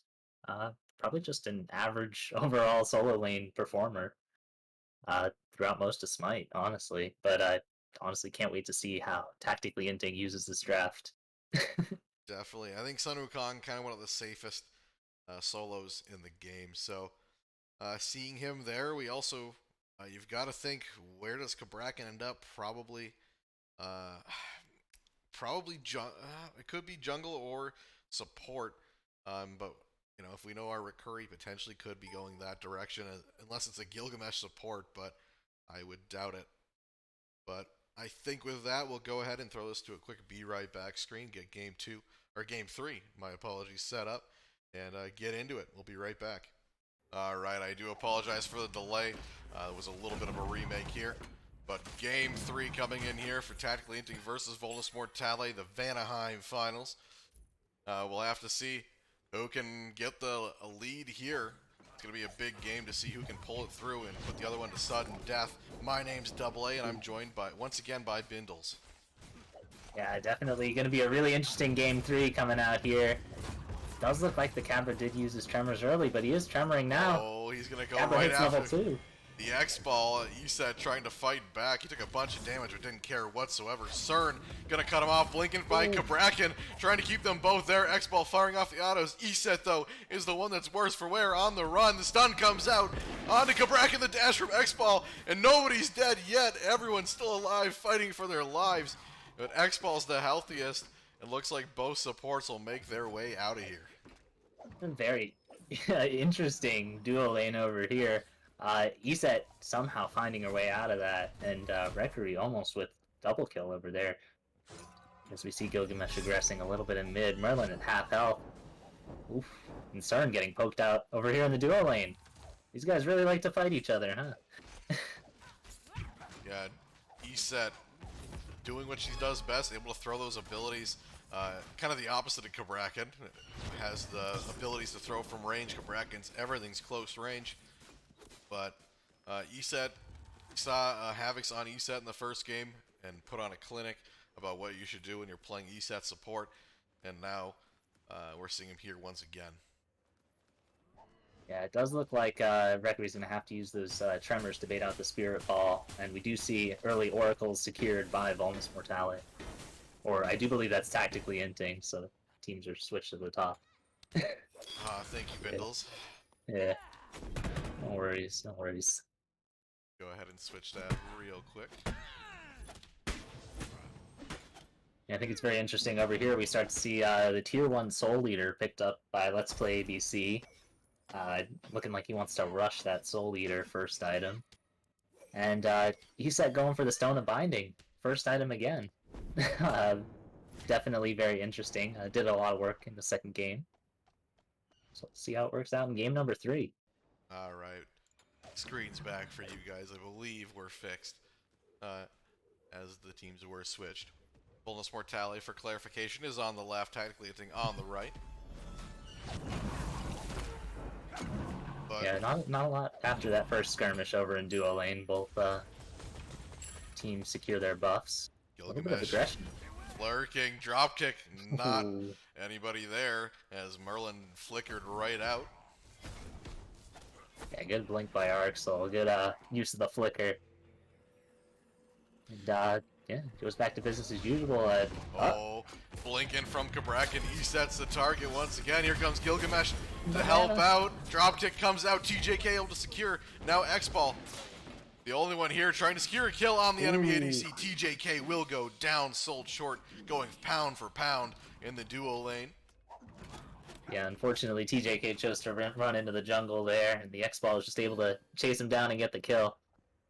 But as we start to see these teams tick over to level 5, start to see these big ultimates coming out, especially from the Zeus over in mid lane, and the Gilgamesh over here. This early aggression proved to be, I don't know, a good thing for Tactically Inting. Yeah, no, over Fighting here in the solo lane. in the solo lane. Both these guys, I'd be surprised if we don't see any action from the solo lane. Bologna, somewhat of a lane bully, but Sun Wukong just too safe in my mind to be able to catch out unless he's really far pushed up. And even so, he has that ultimate into his bird form to get out of it. Yeah, we do see Cringe Comp looking for it for a little bit, but he decides to cancel that and go back towards the mid lane.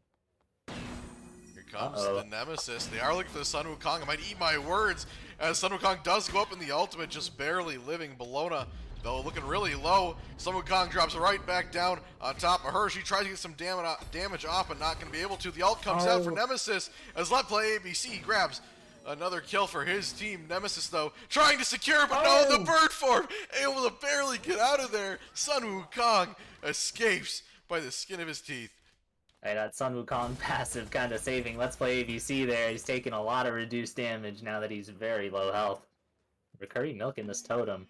But just, wow, what a great play by Let's Play ABC. And Avotek just overstaying a little bit too long, trying to put some damage on the Sun Wukong, gets punished for it. Purple buff looked at. Yeah, approaching is right up is Kabrakan. Looked potentially to steal that purple buff, but wasn't able to. He isn't level 5 here just yet. The stun out from Eset as well, and X-Ball able to finish that off. Havoc's securing that kill. What a great pick out into that Kabrakan, just punishing that early aggression. The fact that he didn't take over to level 5, just all pretty much textbook over here by Volnus Mortale. 2-2, almost 6 minutes in. Both teams not being too careful in this match just yet. A lot of fighting so far, both trying to get that early lead, as that has been the difference in the past matches in this set. And we do see 3 blinks on the side of Tactically Inting, showing that they do kind of want to go in, and they want to go in pretty hard right here. But that's going to be it's going to be pretty difficult right now, as Vulnus Mortale getting a level lead over in duo. Yeah, you can and in support. You can tell Sold Short over there in the dual lane is really comfortable on the X-Ball. I believe that's one of his better picks, so coming in here as well. On that pickup, he's been playing it really well so far. Yeah, from what I've seen, he does like his aggressive hunters. See the On Her in game 2, and we do see the X-Ball in game 3. Sun Wukong blinks away just to be safe, and expends his ultimate just to get out of there. Avotek going to be winning a lot of these trades now that he has that Berserker shield online, and Let's Play ABC not going to be feeling too good until that Soul Eater's fully stacked. Yeah, we've seen Let's Play ABC get out a few times now with the ultimate. He definitely knows the timing at least to be able to get out. Almost secure. Actually did get him a kill with the ultimate the last time he used it. And purple buff looked at by Vulnus Mortale. The Reverie on the Kabrakan here to stop it. Gets the stun off. Eset, though, stunning him right back. The ult comes down, trying to block off his escape. Gilgamesh is here. Both really low Omnibase, though. Grabs the first kill. Cringe Comp grabs the second. And looks like that'll be enough of the dual lane for Volnus Mortale as 2 of them go down. And now only mid lane here being looked at. A great rotation though by Omnibase and Cringe Comp. Just able to secure that kill and get Reverie out of there safely. And it does look like they were able to... Oh no. Looks like Purple Buff does get stolen away by TJK. Sneaky, sneaky little goat. Nemesis given chase, but immediately drops it. Sneaky little goat. That needs to be like an emote or something. Anyway, Bologna knocked back towards her tower. Sun Wukong immediately into that ultimate and right back down. The dropkick into the wall. Gilgamesh pursuing Let Play ABC, though, finishing it off with the bop on the head, and down goes Avotek. What a great re-engage using that Sun Wukong ultimate to bait the dive under tower, getting up into the air and having Cringe Comp come over and, you know, help you get that kill. Sun Wukong, now Soul Leader's fully stacked, he's going to be feeling pretty good in this solo lane. Everything is quiet. And junglers over here as well, doing a good job for their teams, making the difference so far. We do see that Gilgamesh does get picked up by Tactically Inting, and that's, like we've talked about in pick and bans, a really good pickup right now. Potentially the best jungle in the game, as Gilgamesh's surge into the meta. Never kind of out of the meta, but definitely at the forefront right now. And seeing it on Cringe Comp as well, a very capable jungler. It's going to be scary, as we saw it over there in the solo lane. It's going to be the beads expended by Zeus. It looks like they're going to contest this red buff right here. Oh, they're going to trap Eset right in here. 2 ultimates down. She drops hers, but it won't be enough. And down goes TJK as well, as sold short. Ends up getting a solo kill over here in duo as we're watching the action in the mid lane.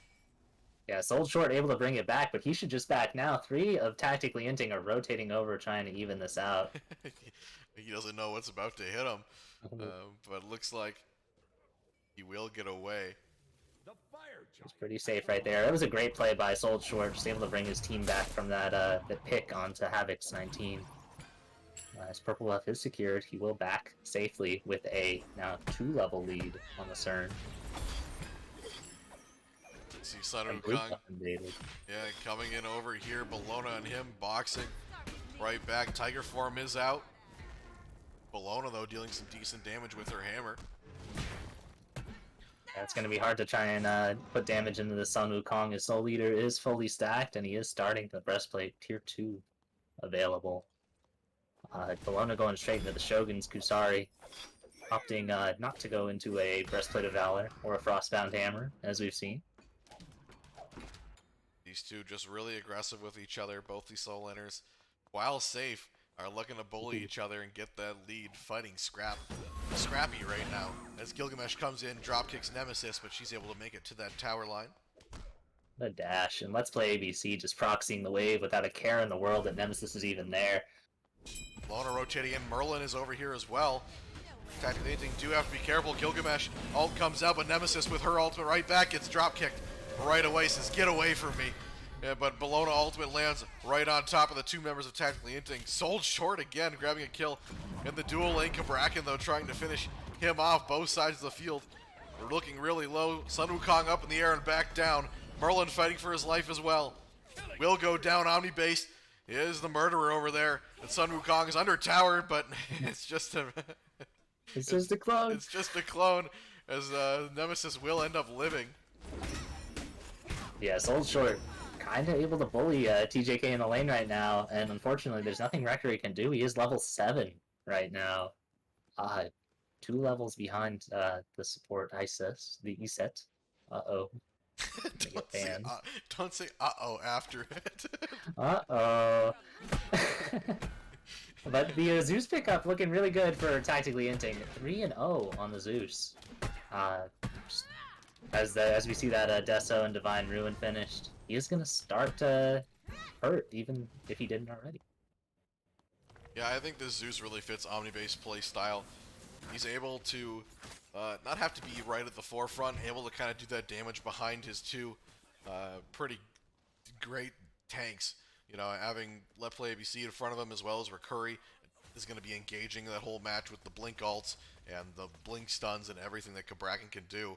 And he just has to sit back, pop ultimate, drop his shield, and do that splash damage everywhere. Looks like Kabrakan almost gets picked off, but unfortunately the Spear Ball is missed out by Eset.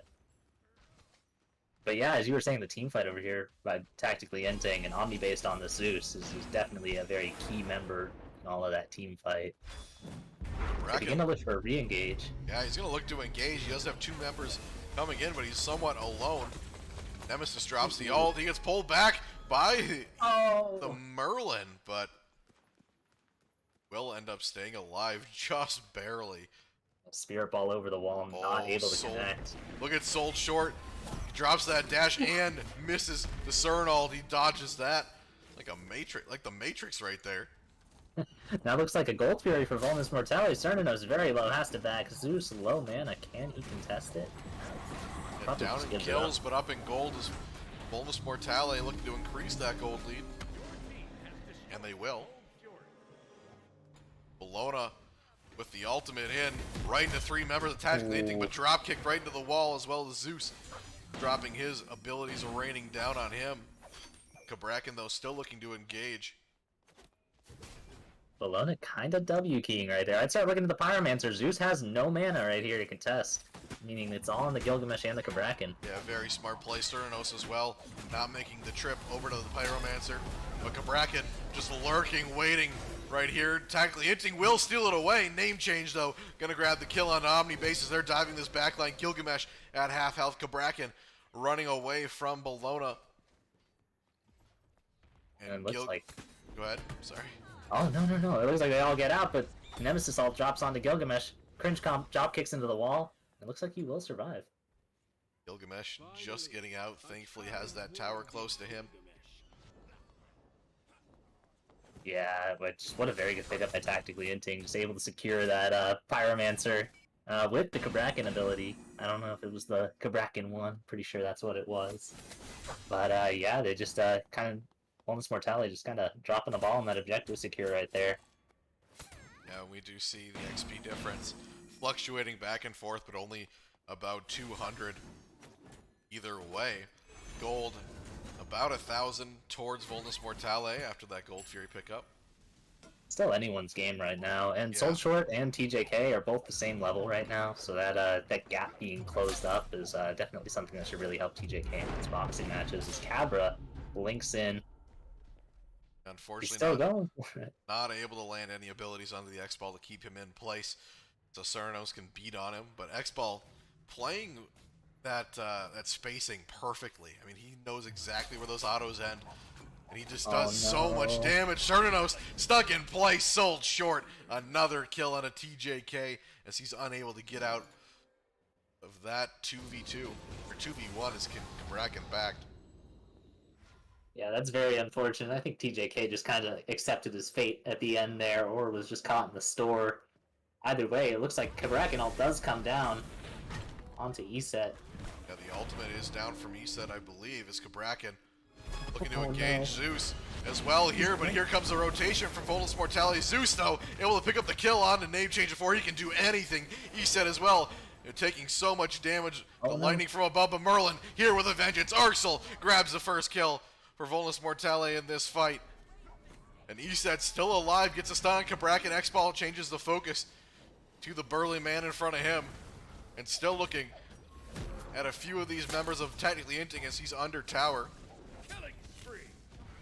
But here comes Sun Wukong from behind, able to secure a kill, but sold short as well. Fights right back and grabs that as the bird form wasn't enough to be an escape for Let Play ABC. Certanos is back, but this tier 2 tower hanging just barely in the balance. Able to get a little mini shutdown, uses his ult to burn it outside of the tower line.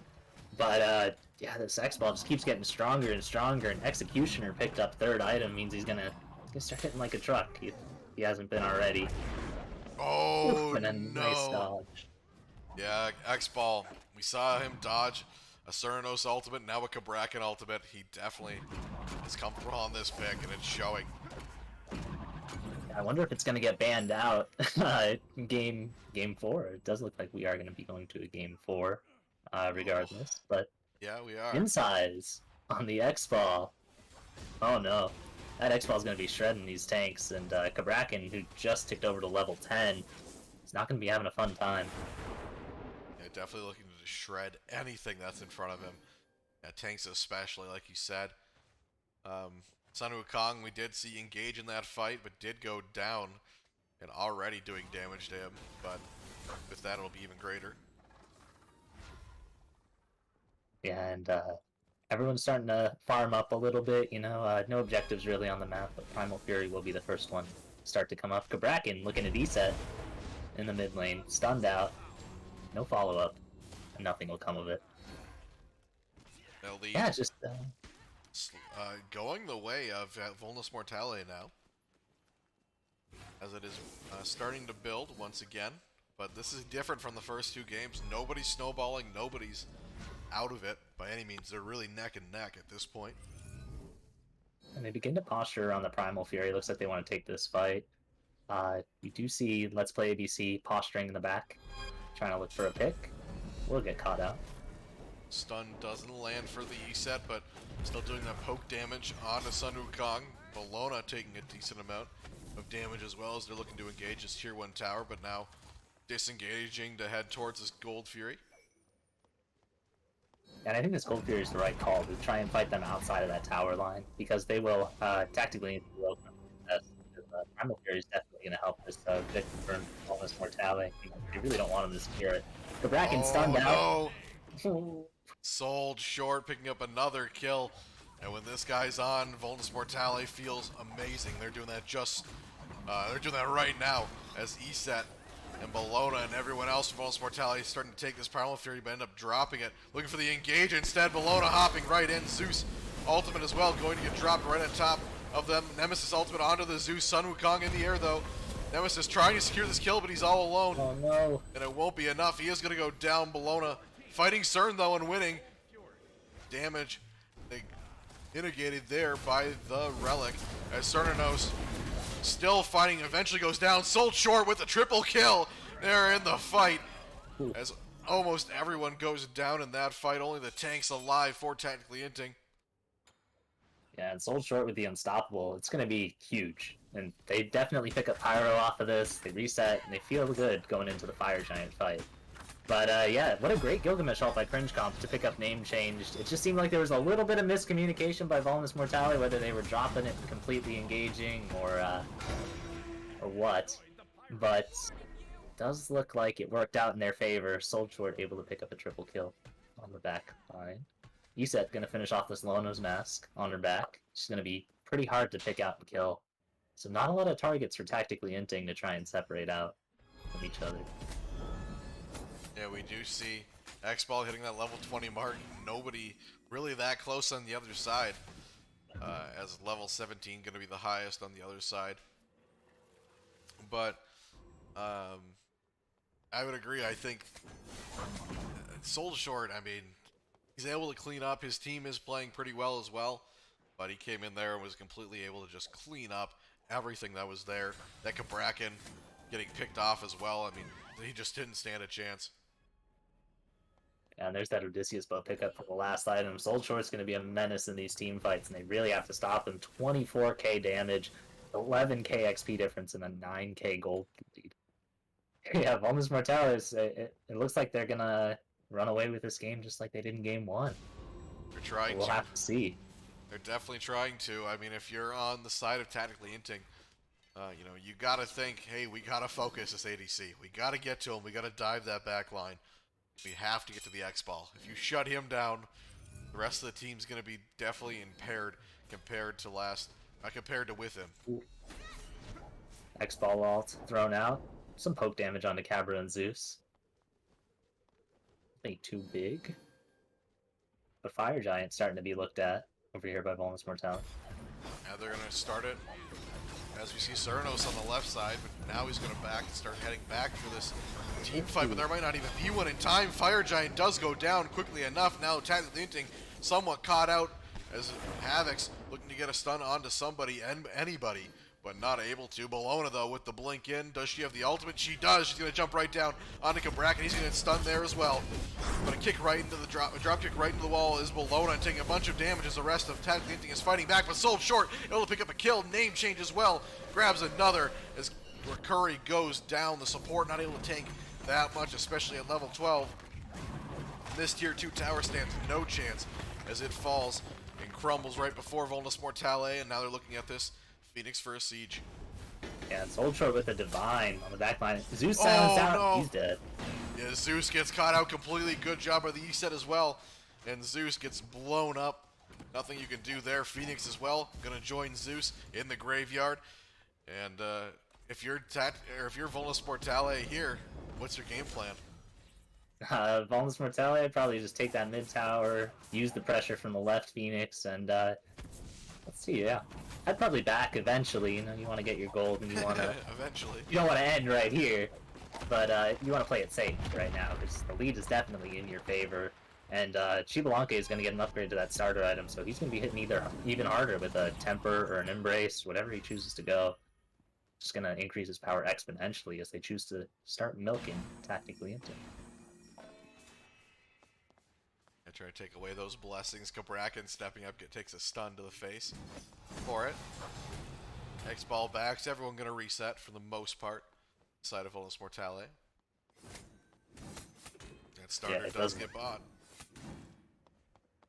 and it is a temper, and he is going to be hitting very hard, and Isis with Iset with the Compassion and the Lono's Mask is going to be taking up a lot of damage that should be going on to the Shibalanke. I think he's pretty much undivable at this point. You really have to focus him with the Kabrakan ult, the Zeus ult, and the Gilgamesh ult. You have to throw pretty much everything onto him. The Lono ult is forced out, though. Very good play by Tactically Inting. Yeah, they gotta make sure this Bologna either dies or the ult comes out. The ult does come out. Bologna having to use that. She tried to take a 3v1. Unfortunately, she's not able to do that just yet. It looks like Bologna's got a whole bunch of magical prots, and she's chosen to, like, not go any other Fizz prot item besides Berserker Shield, which does give a lot. You see her target right there. It's Zeus. Bracken being shredded down. Bologna as well, diving. Gilgamesh ultimate's out. Iset being kicked against that sand wall. Kabrakan wall out as well. Speaking of walls, Iset ultimate procced as well. This Phoenix dwindling goes down. Here comes Sun Wukong trying to get the ult off in time. He can't. Arxel able to finish that off. And now they're looking at the Titan room. Volnus Mortale, 5-man strong. Cernos as well, pretty low, but the Titan is the one who's under attack. Tactically, they have to put a stop to this jump in from Gilgamesh. But Titan looking really low, dwindling. Can they do enough damage? Down goes Havocs, but they barely are able to get that out. Game 3 goes to Volnus Mortale. Yeah, what a great game played by Volnus Mortale over there. Yeah, sold short. Got to get him off that pick, or you got to start shutting him down early. You know, that X-Ball proven to be a menace with the temper and the Odysseus bow in the late game. But yeah, what a well-played set by Volnus Mortale. Yeah, I would agree. I mean, that set, back and forth, but once that Fire Giant went down, there was nothing that Tactically Inting could do. There was just too much. A wave of pressure coming from Volnus Mortale was just unsurmountable for Tactically Inting. I props off to Havocs as well. I think he played Iset really well. Sold short, yeah. I mean, the story of the game was sold short. He got 3 solo kills, I believe, and then just snowballed completely from there. Came into that first team fight on Gold Fury, blew everyone up, and got worse and worse for Tactically Inting after that. Yeah, I 100% agree with that. I do agree with you with the Havocs, though. The ESET healing and the ESET stuns and silences were very key in picking out, Recurry if he was out of position. TJ when TJ in the duo lane a couple of times when they backed. But yeah, it was a great game overall. Just a very solid showing by Volnus Mortale. Alrighty, with that, we'll throw this to a quick break, get Desked here, and get on our way to Game 4. Right back. Hey, folks, welcome back. It's Cowboy and Double the A, aka Harry. No. That's his name from college. Anyways, we're here in the picking bands. Sit band coming up first for my team names didn't refresh. I'm sorry. Who's on the left? Who's on the right? Double A. Tactically Inting is on the left, Volnus Mortale on the right. Okay, good deal, good deal. Yeah, they didn't want to see that ESET anymore, and I can't blame them. Bonus, of course, taking away that Shiva, another good ban as always. Nobody wants to play against Shiva. Kind of interesting that Volnus chose to go for the second pick this time. What do you say, Double A? I think they had the option to be first this time around. Tactically Inting has the option. They took it this time to be that first pick, as they were the higher seed going into this match. But yeah, ESET does get banned out. We did skip the desk, by the way, as we are on, a time constraint for some of the players, so we're hurrying it up this time. But we do see Cleo banned out. That's something that needs to be banned out in any of these games. Agreed. As well as we do see ESET, like you talked about, needs to be banned out for the other team. For Tactically Inting, they played against it for 2 games now. It's the 2 games they've lost, so they're going to get that out of there. Right. We got a Persephone ban, of course, trying to limit Arxel's capabilities. That's one of his best picks. And Camazotz and Gilgamesh, like I said, Bonus, it seems like they've had the strategy of trying to shut Ying down, limit his picks. And in a turn of events, Tactically Inting's going to take the Bologna first this time. Yeah, Bologna being tossed around a little bit. Now Bologna ends up on the other side. I'll let play ABC probably going to be piloting her. No doubt, Bologna is just such a strong solo lane god, as we've seen Old Short do here in this set. Yeah, We have a Merlin.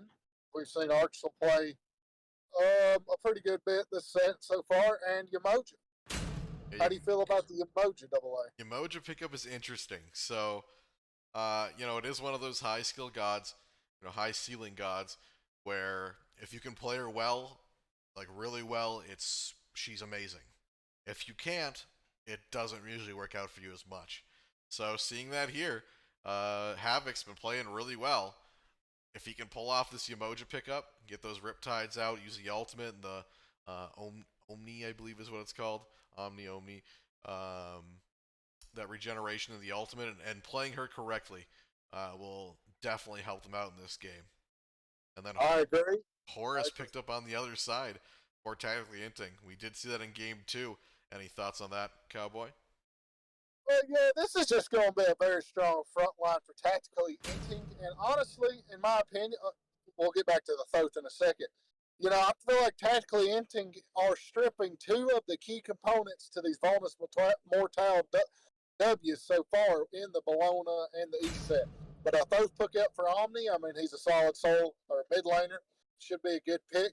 And the Daji making her debut for the first time this set. Double A, what do you think about the Daji? You're a jungle support guy, so tell me. Do you like the Daji right now? Yeah, I do like the Daji. I think Daji's a good pickup. They did ban it away from J2, or name change in the last game.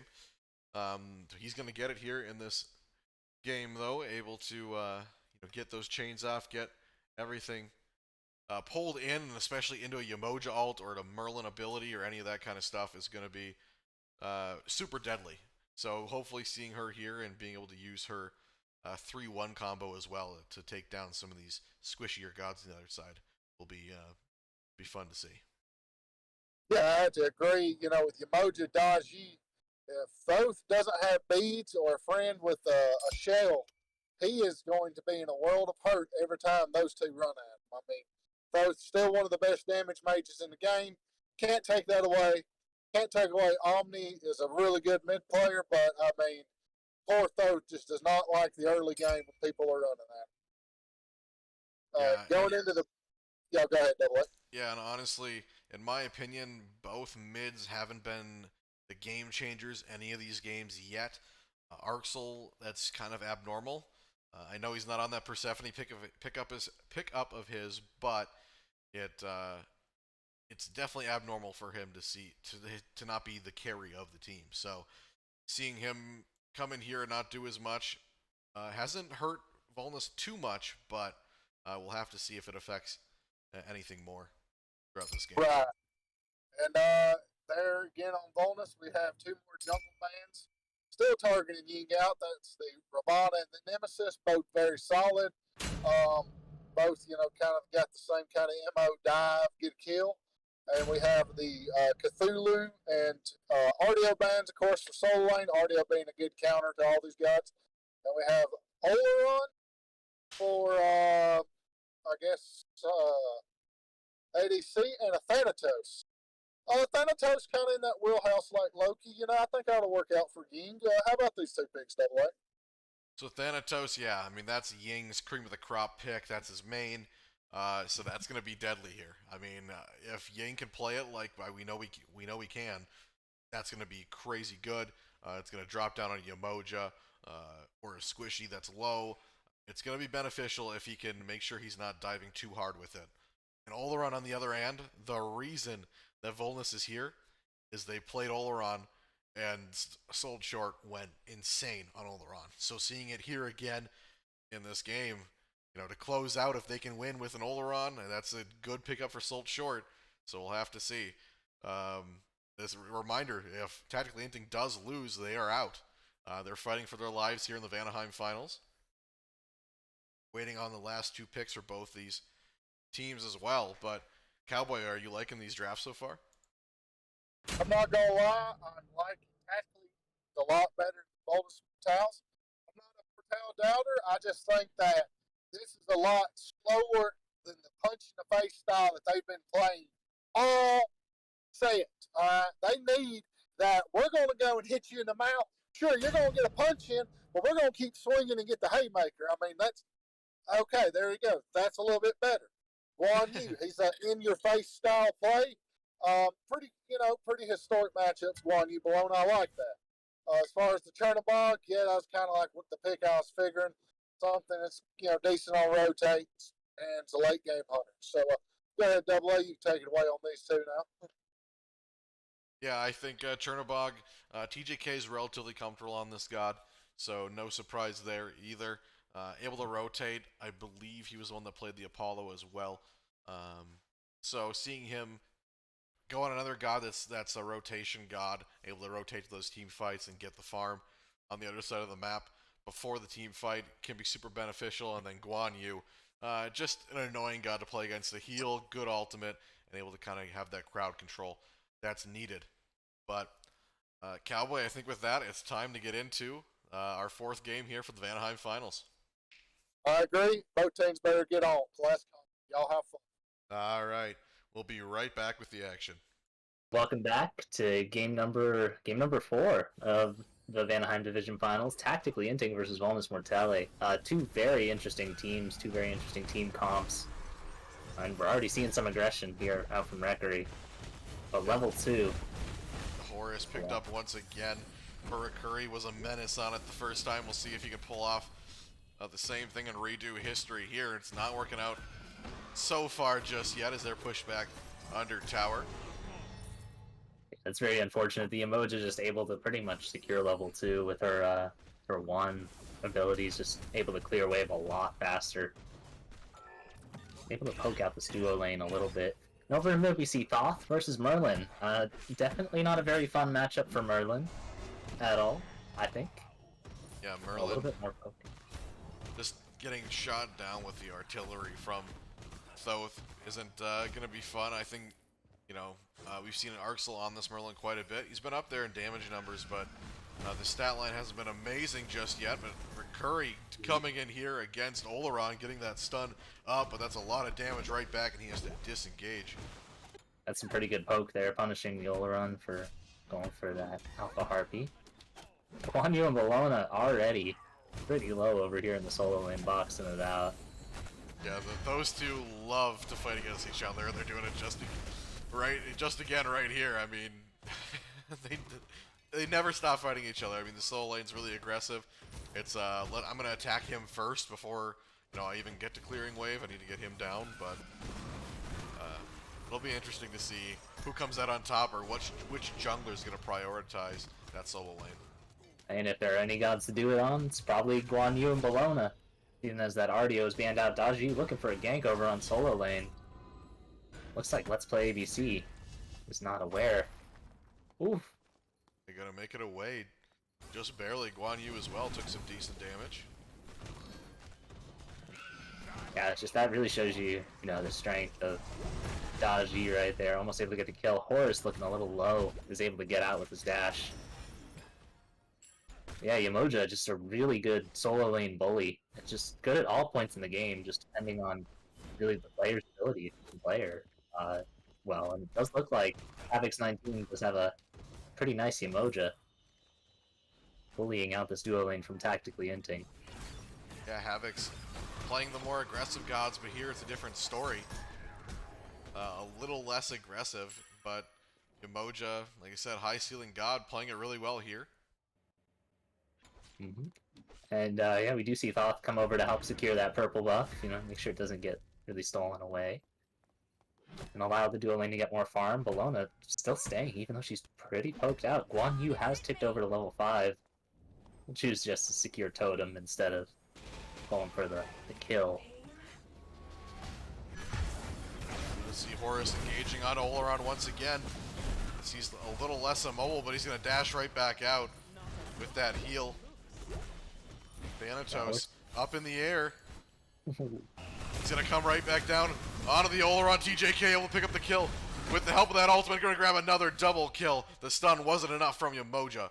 And Tactically Inting with the first blood and a second blood. to their benefit. And if there's anybody you want those 2 kills on, it's the mobile rotating hunter with a global ultimate. Thoth getting dove in the mid lane. Will he go down? Oh no! Oh. Thoth still living. The ultimate comes out as well, lands on Adaji, but Thanatos wreaking havoc. We've seen Cringe Comp on this Thanatos before. Like I said, it's his main, and he's showing it right now. A contributor to all 3 of these kills so far. Yeah, J2 almost able to get the pull, but it looks like the tunnel vision did not work out for Volnus Mortale. And both blessings are secured. And tactically Inting given a very strong early game lead on a very strong early game comp. They seem to have drafted right here. Yeah, kind of complete opposites. More of a late game comp on the side of Vulnus Mortale. Yeah, I definitely do prefer the Volnus Mortale comp though when it comes to team fighting. You got the Daji ultimate to burn beads, you got the Guan Yu ultimate to dive deep in there and burn beads, and you have the Yemoja ult in there for separation, especially on those picks like Thoth, which doesn't really do too well into walls. But I don't know, we'll just have to see as this game goes out. It looks like tactically Inting off to a very solid lead. Thanatos coming in to the solo lane. All ults dropped for both solo laners. Guan Yu gonna drop his ultimate. Thanatos up in the air and lands right down on Daji as she's trying to secure the kill onto Bologna. Not gonna get it this time. Gonna have to back off as Guan Yu just gonna clear a wave. A good rotation over there from J2, now known as name changed 108. They're looking at this blue buff invade. Yeah, the whole team's here might as well secure that blue buff as well. Bologna looking to potentially steal it. They won't get it. But the bounce back from Yemoja keeping Daji in the fight. The stun comes out as well. Bologna in a bad place. Havoc's grabbing that kill. And that's the Yemoja play we need to see from him over on Volnus Mortale. Yeah, that is very unfortunate right there. Let's Play ABC just really wanted that blue buff, and unfortunately agreed a little too hard for it there. Havoc's with a great Riptide secure the kill. Daji might get caught out by Horus, but it looks like he's going to back just fine. I spoke too soon. Yeah, less fine here as Daji looking really low, gonna have to pop the ultimate just to stay alive. But where's she gonna go? Everyone's lurking. Merlin rotating in. She comes back down, misses, the blink gets off. Will she get out the ultimate? Procking misses. Daji barely alive but Omni-based, able to finish off that kill. Yeah, Daji just overstaying a little bit too much. Should probably just backed off, but what a great kill by Omni-based, even though it was a little bit scuffed. Gets the Daji ultimate out of the way for a little bit. And yeah, it gives him a lot of pressure right now in mid lane. Mojo right up on that tower line trying to pressure this Thoth, but Horus right back. Fighting this Merlin, here comes the Thanatos ult. Merlin low, dwindling, trying to hide under a tower. The Yemoja ult comes out, but not before Rakuri can finish off the kill. Now Yemoja stuck, but doing decent damage. Thoth low, Yemoja trying to secure the kill. But can she steal it away? Here comes Oleron with the vengeance though, as Yemoja goes down. Oleron still looking to fight the Thanatos as the Juke Shoes come out. Daji though hopping on the enemy jungler, but there goes the Scythe, getting health back but sold short. Is the victor, will grab the kill, and tactically Inting still up in kills, but a bite back from Volnus Mortale. Yeah, what a great rotation by Sold Short over there, huh? Picking up those kills on the back end of that team fight. Definitely going to be a very good, Oleron game, looks like. Chernobog, unfortunately, no ult, cannot rotate over to that team fight. Decides to just farm out his lane. Blue buff looked at again by Guan Yu. Tier 1 tower in solo is already down. That's insane. 7 minutes into the game. Horus ultimate being procced is going to land on this purple buff. Instead, Yemoja trying to secure it. She won't. Here comes Oleron, though, rotating over. Yeah, and this is just the kind of stuff you expect to see when you see Rakuri playing Horus. Your purple buff is going to get looked at, and it's going to get looked at pretty hard. What a great secure over there, and they come back just in time to pick up their own purple buff with, seems, little to no resistance. Horus as well, still looking towards the other enemy support. Yemoja up a little too far, Riptide's out.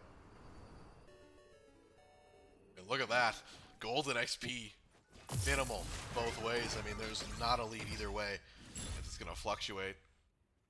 Yeah, tactically Inting just a little bit ahead, but it's pretty much negligible, but that comes from the purple buff invade and from the securing of the totem. Guan Yu level 10 over Bologna's level 8. Definitely very interesting. Yeah, only one death separates them there as well. But in the solo lane, that can mean a lot, unfortunately. Yeah, both teams are playing their A games right now because they know that this could either be the game that wins them the match completely, or this could be the game that knocks them out, depending on which team you're on. Yeah, we'll have to see if a Game 5 is forced.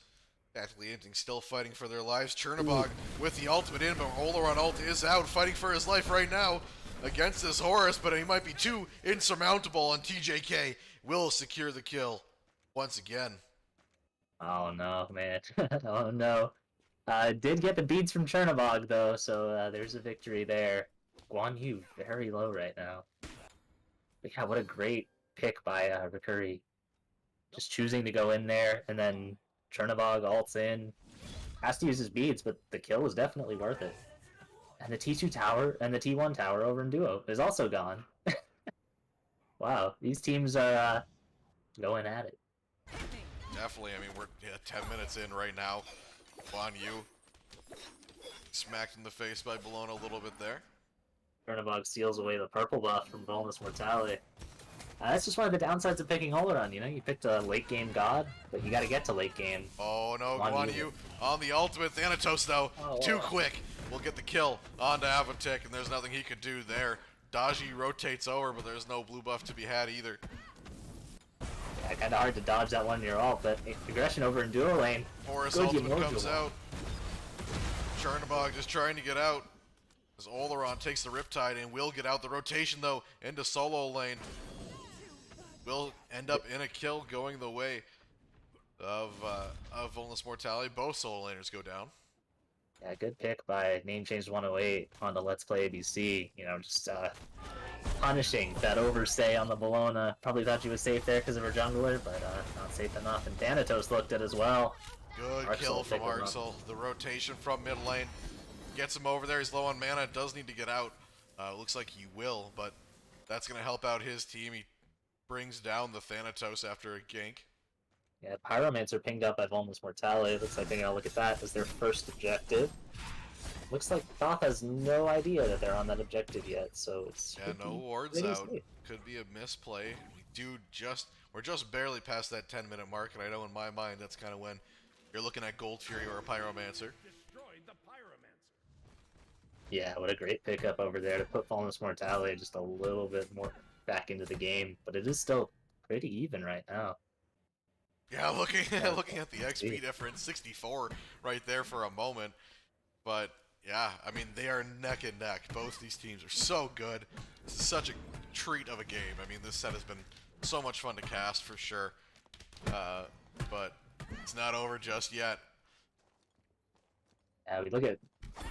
it looks like Oleron's going to get his first purple buff in a while there, as tactically Inting have stopped the aggression for a little bit just to group up around this Gold Fury. Curry is heading that way.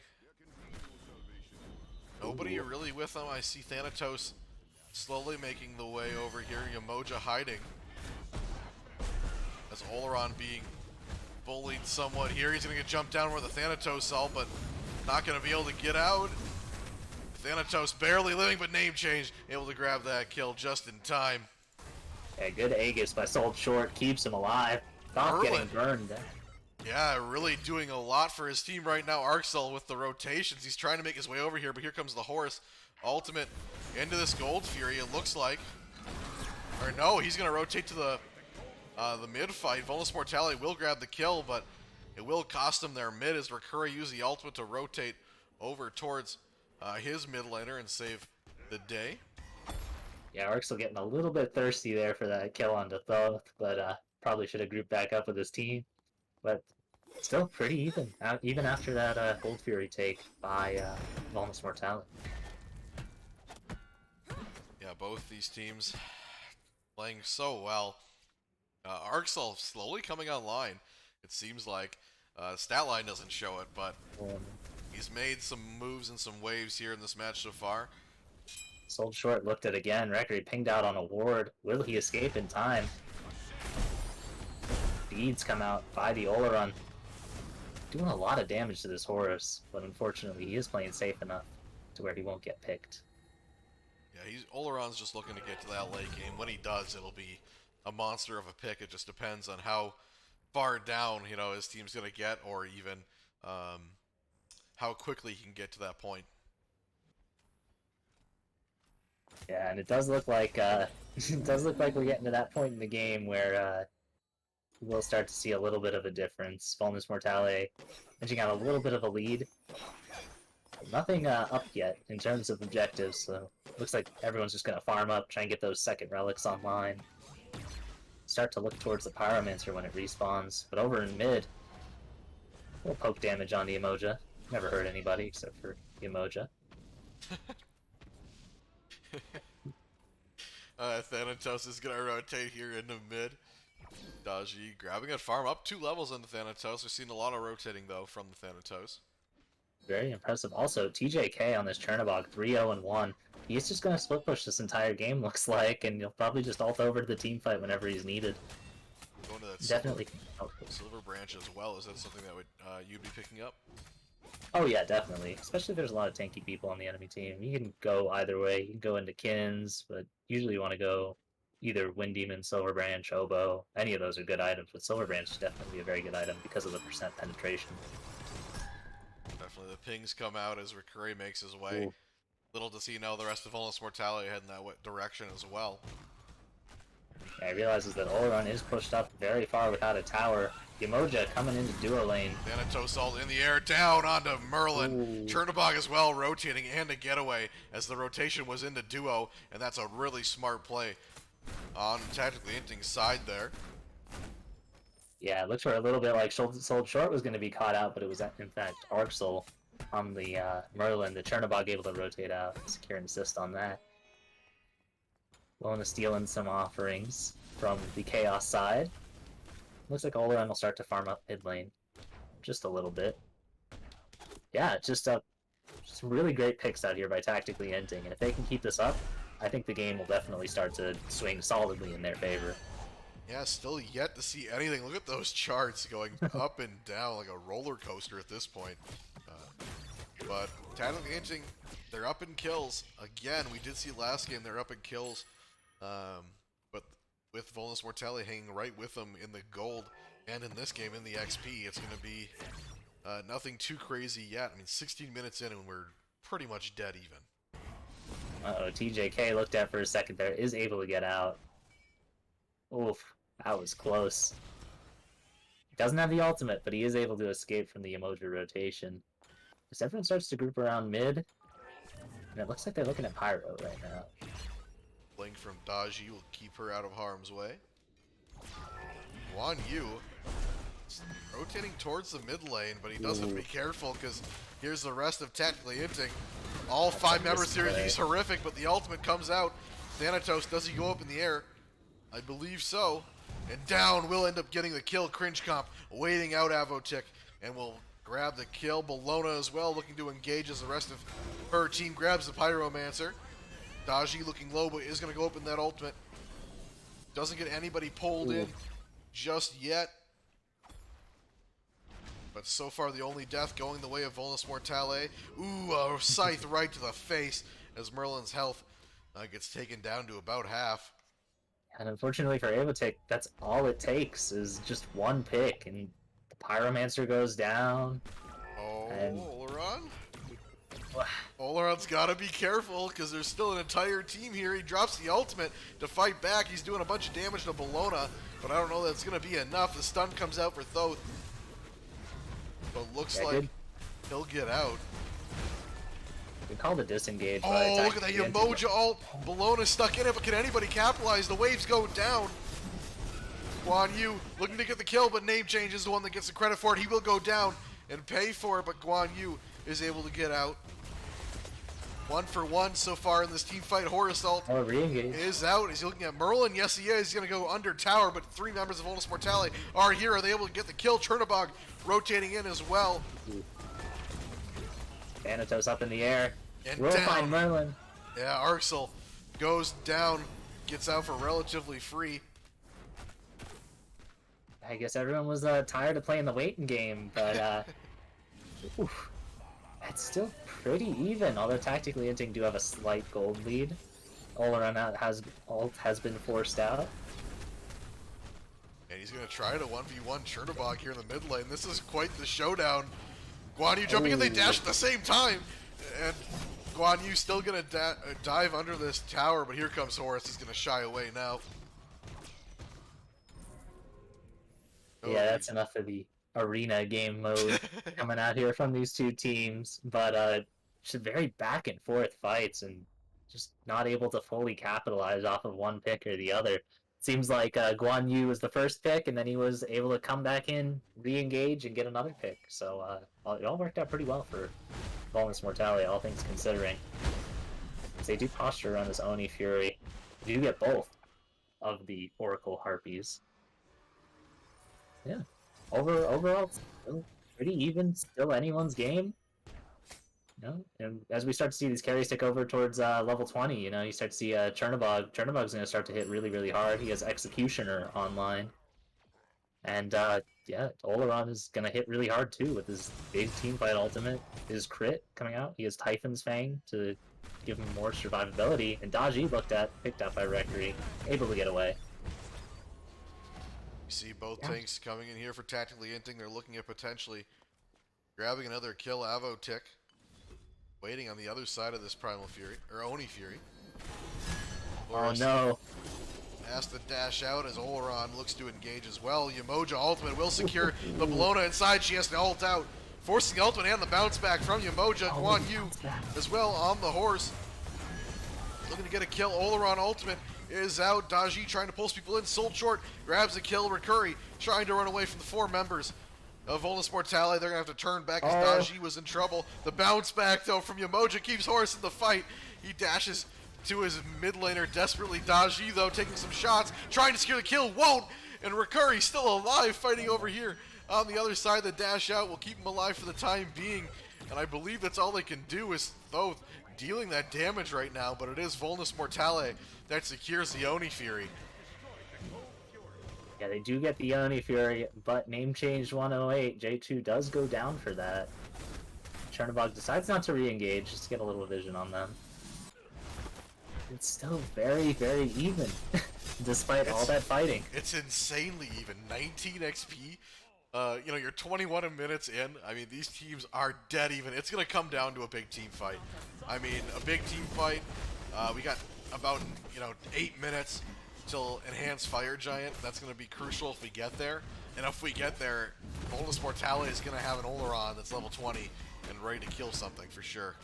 But it looks like Emoja and Guan Yu might have overstayed. He's able to get out. He has just enough Omi for the Riptide. Wow, what a great disengage by Volnus Mortale. Guan Yu goes back in. He pops the ultimate. I thought he was going to go use it for a getaway, but decides to drop a few swings on top of him, but will disengage. We do have a pause, so I believe we're going to go to a quick be right back screen, and we'll be back with Game 4. You got to hear my countdown that time as I unpaused myself a little early, but we are back from a pause. Looks like somebody froze for just a quick second there, but they are back. Pyromancer getting started up by tactically Inting, but Volnus Mortale rotating in. Tactically Inting do secure it, but Thanatos will go down with it. Oleron ult drops as well, but there's nobody within the range.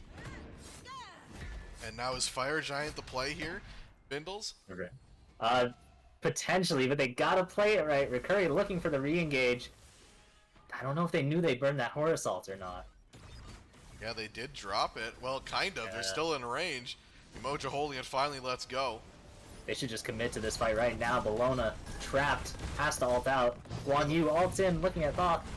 Horus on the back line as well, but he's being completely shredded. He goes down. Sold Shore picks that up, though dwindling as well. Guan Yu looking to secure this kill, though. Horrific comes out. Down goes left play ABC. Chernobog now, the only one left with the pullback from Merlin. Arcel secures the kill. Deicide on the side of Volnus Mortale. They're going to head down this mid lane. Thanatos up in 2 seconds. So I don't know they'll get too much off of it just yet. But what a great play from Volnus Mortale, bringing it back into this game. Securing a somewhat lead finally as we see the Deicide on their part. Looks like it'll at least be a Phoenix, but maybe it'll be a Titan. We'll see. They could try. You see but... 7 seconds on Reverie. No, they're going to go for the Fire Giant. They're playing it safe. They know they got this game right now. They have the lead. And if they get the Fire Giant, they'll have an even bigger lead. Wow, what a good re-engage by by Volnus Mortale. And I really do think it was an error to just use that Horror Assault just to start off the fight. You're fighting with 4. You should not be trying to contest that. Cringe Comp knows they're on Fire Giant, decides to leave it. Gonna go ahead and grab some farm instead. But yeah, Fire Giant goes to Volnus Mortale. 24.5 minutes in. This is exciting stuff. I mean, if they win here on this Fire Giant, they win the set and secure that championship title. Yeah, don't forget, Volnus Mortale was not the favored team coming into this matchup. So this will be an upset victory, too. Volnus Mortale, yeah. The story goes, if you didn't hear me say it in Game 1, they were #1 team in regular season for the Midgard division. As Vanaheim division started their playoffs a little, just 1 week later than the Midgard playoffs. Tactically, Inting beat their opponent.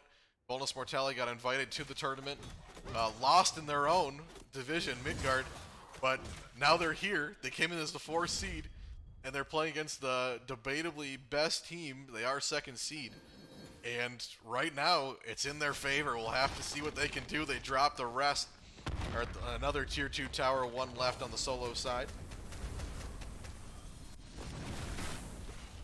It's just, wow, and they're pushing up this left-hand Phoenix. All ultimates are up for both teams. They're trying to push these fire minions in mid, putting a little bit of pressure. Yeah, they're trying to siege. This Phoenix Horus is going to engage with the Yamoja, unable to tank tower. Daji and Guan Yu fighting the Bologna.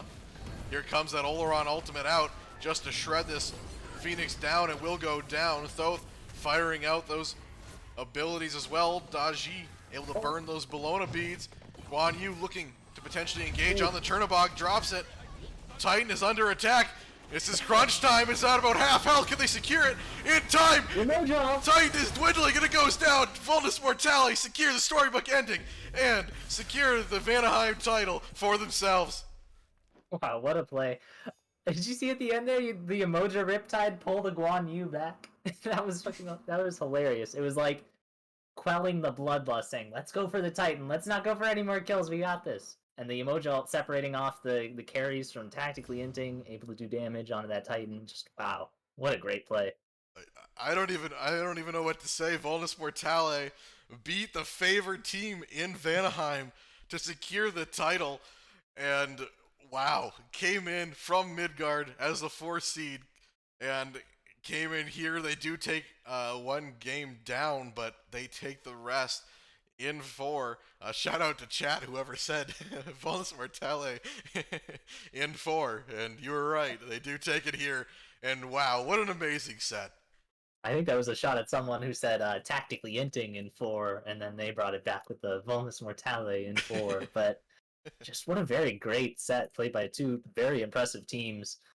Yeah, just wow. The all-run damage, 20k coming out, 18k coming out from the Merlin. Just incredible. Wow, what a set. All right.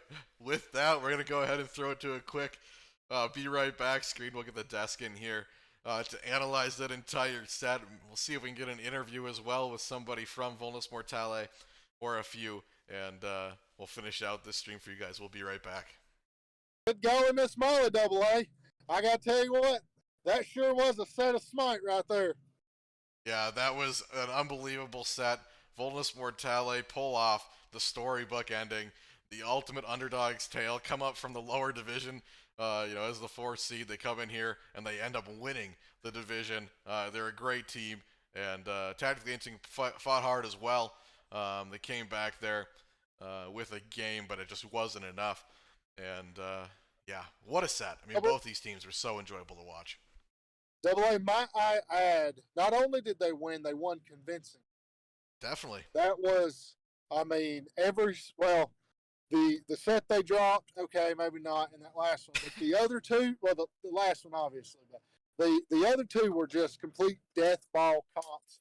they proved they belong to be here. And I mean, the stat lines for all these guys proves it. Like I said, Tactical Hinton, they played well. I hate to see them lose. They were the favorites. To be fair, they played a lot better when they was putting Ying on those assassin comp, the dive assassins. They did a lot of good things. I hate to see it. Hopefully, they'll play again next year, and we can have them in. Of course, in again. Yeah, tactically, Inting had an amazing season with themselves as well. They're number one seed in regular play. I believe they went undefeated. Did only lose, I believe, one game in the placement tournament as well. And then this is their first game lost in playoffs. So, the great season. Congratulations to them to get to this point as well. It was fun seeing them play throughout the season. And then, yeah, Volnus Mortale coming in here, winning. Let's talk about the entire set, Mr. Cowboy. So, I think in this game for sure, sold short. Played phenomenally the entire set. In my mind, he's probably the MVP of this game. If it's either him or Havix, in my mind, played really well. Arxel had I think in my mind, a way better game. Not the best stat line in this game, but I think he had a great game here in game 4, as well as J2. Avotix. And Avotix, double A. Let's be honest here. You're saying the MVP. I'm going to give two. Avotix and Havix, the two front line. When they were on that Bologna set dive right there, that little comp, there was no way you were stopping the punching that was going on. They were just straight up hey, we're going to run at you and we don't give a crap what you do. That was truly, to me, just the MVP combination of the set. But I agree. Played good. Sold. He was his autos. He was doing them 8 things. Can't imagine that. Hashtag console player. But, J2, their name as much as we usually do during a set. That's because everyone else was doing their job to such a degree that J2 and Arxel, they were just playing Smite and just having at it. Definitely, and we do have 2 members of Vulnus Mortale joining us here. It is tradition to join with the captain after a set or a championship win. J2 is going to be joining us. Was name changed throughout the entire game there, and we also have Arxel, who kind of the MVP of the regular season in my mind. And played really well throughout the entire season as well. The 2 Cinderellas. I appreciate that. Of course, yeah. How's it going, guys? It must feel good. You come in as the underdogs, and you end up the champions. What's going through your mind right now? I'm very tired, but I'm happy still for sure. Just coming from Midgard, throwing that semifinals game, we had something to prove here, so. We played at our best and won. So definitely, yeah, it was a great set to watch. We saw you guys come online there in the first game, and it was an exciting set, and then you were able to finish it off as well. To your credit. So in that last game, J2, you guys were neck and neck the entire game. We checked before that last team fight. You had like 62 XP difference between you. Yes, sir. What was going through your mind that last team fight? You when you started to engage, I saw you fighting with the solo laner. What was the plan going into that last Phoenix Siege and team fight? I don't know, we just felt like we had the better siege. We felt like we had the team fight. Like, I guess we were even, but it felt like we were so far ahead. I don't know. It felt like they were kind of on the back foot in that last fight. Plus, it's hard to do with a Yemo Olaran, the double Yoruba dual lane. It's hard to do with that going into a fight. So I was just kind of in mid lane trying to. Well, actually, I went to mid because Avos called Thoth Dash, and I was like, "Oh, I got this," and I didn't have it actually, but that's why I was there originally, and then I just kind of stayed there. So yeah, definitely, yeah. It was fun to watch. You guys went undefeated in Midgard. Then get into the playoffs. We don't get that. I don't know what happened there. And yeah, then, we kind of. Yeah. Yeah, definitely. Oops. But I think that's all the questions I have. Was there? I got one more question. Was there anything going into this game that you were preparing for this big game against Tactically Inting?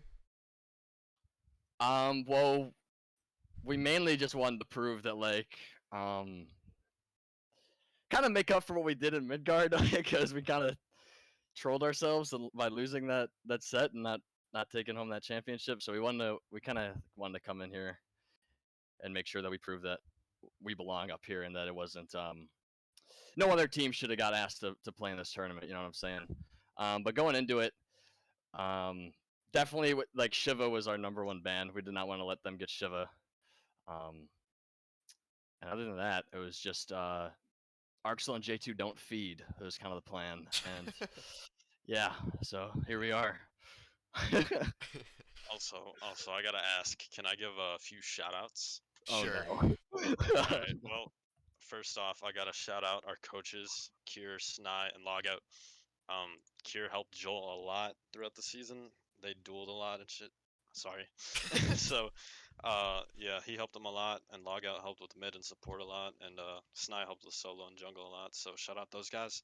Also, shout out everybody watching, and shout out Gwen Stacy fan club. Oh my god. All right. I All think, right.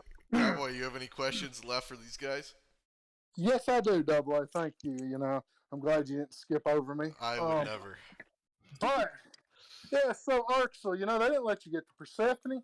So was the team strategy just told you just to play Merlin and just throw damage at people? Was that what I the mean- strategy was? 'Cause no offense, not the most impressive stat lines you've ever had, Oh but yeah. the damage was there. Was you just kind of like just trying to just swing Should've- stuff at them? Well, I want to say, game 3 and 4, I was like starting to get dead tired because I only got like 5 hours of sleep last night. But, yeah, that was the strat.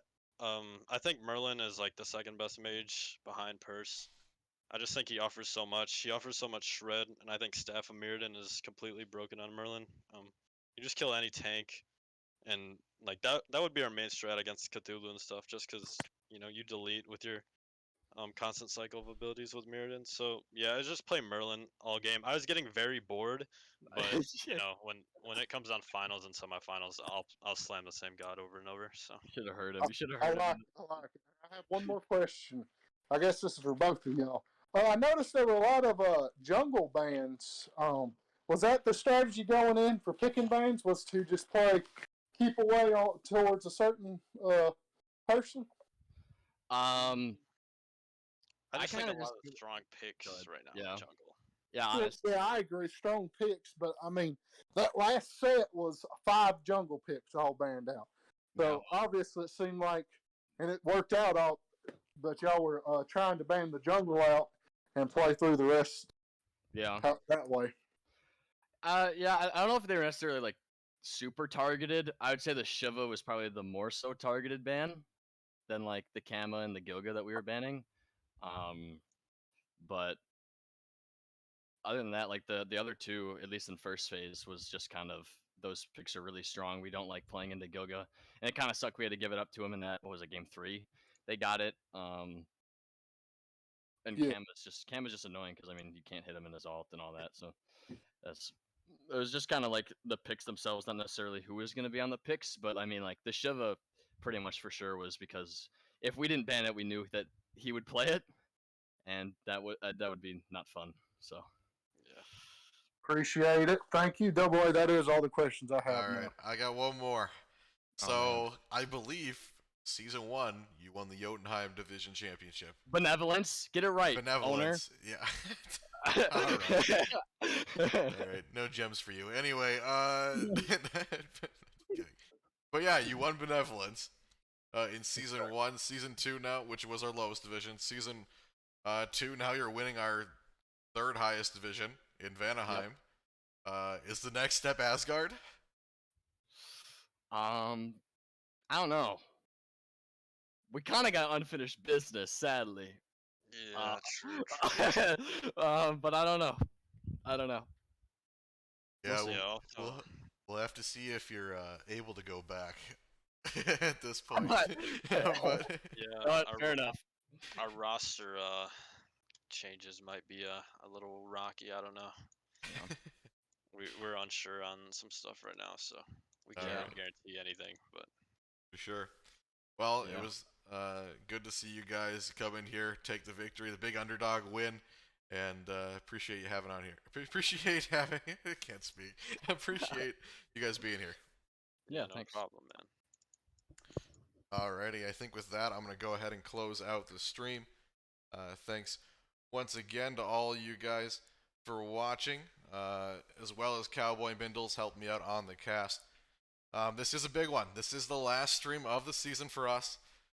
So we will be done here for a little while, unfortunately. So make sure you're keeping us in mind for when you are going to play your next league.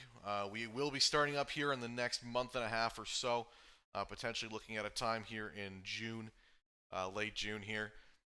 As well as please go join our other server. It just got started up over on Animosity King of the Hill. Just got started up. That'll be starting even sooner. So if you want to get a team, if you have a team and you want to play, please join the Animosity Discord. Either one, we can get you over there in that. The Discord link will take you to our main Discord, and from there you can hop over into King of the Hill as well. But it was really fun this entire season. Thank you to all the players. I really appreciate it. You guys had your faith in us, chose us as the league to play in, so that does really mean a lot to me and everyone else here at Animosity. But I think with that, I'm just going to say, yeah, make sure you check out the Discord. League's starting up soon, as well as all of our socials, Twitter, YouTube, our podcast, which is on YouTube, and of course, everything else here, our Twitch. Please follow. But with that, I think I'm going to say Double A signing off for the last time here in Season 2. I'll catch you guys next season.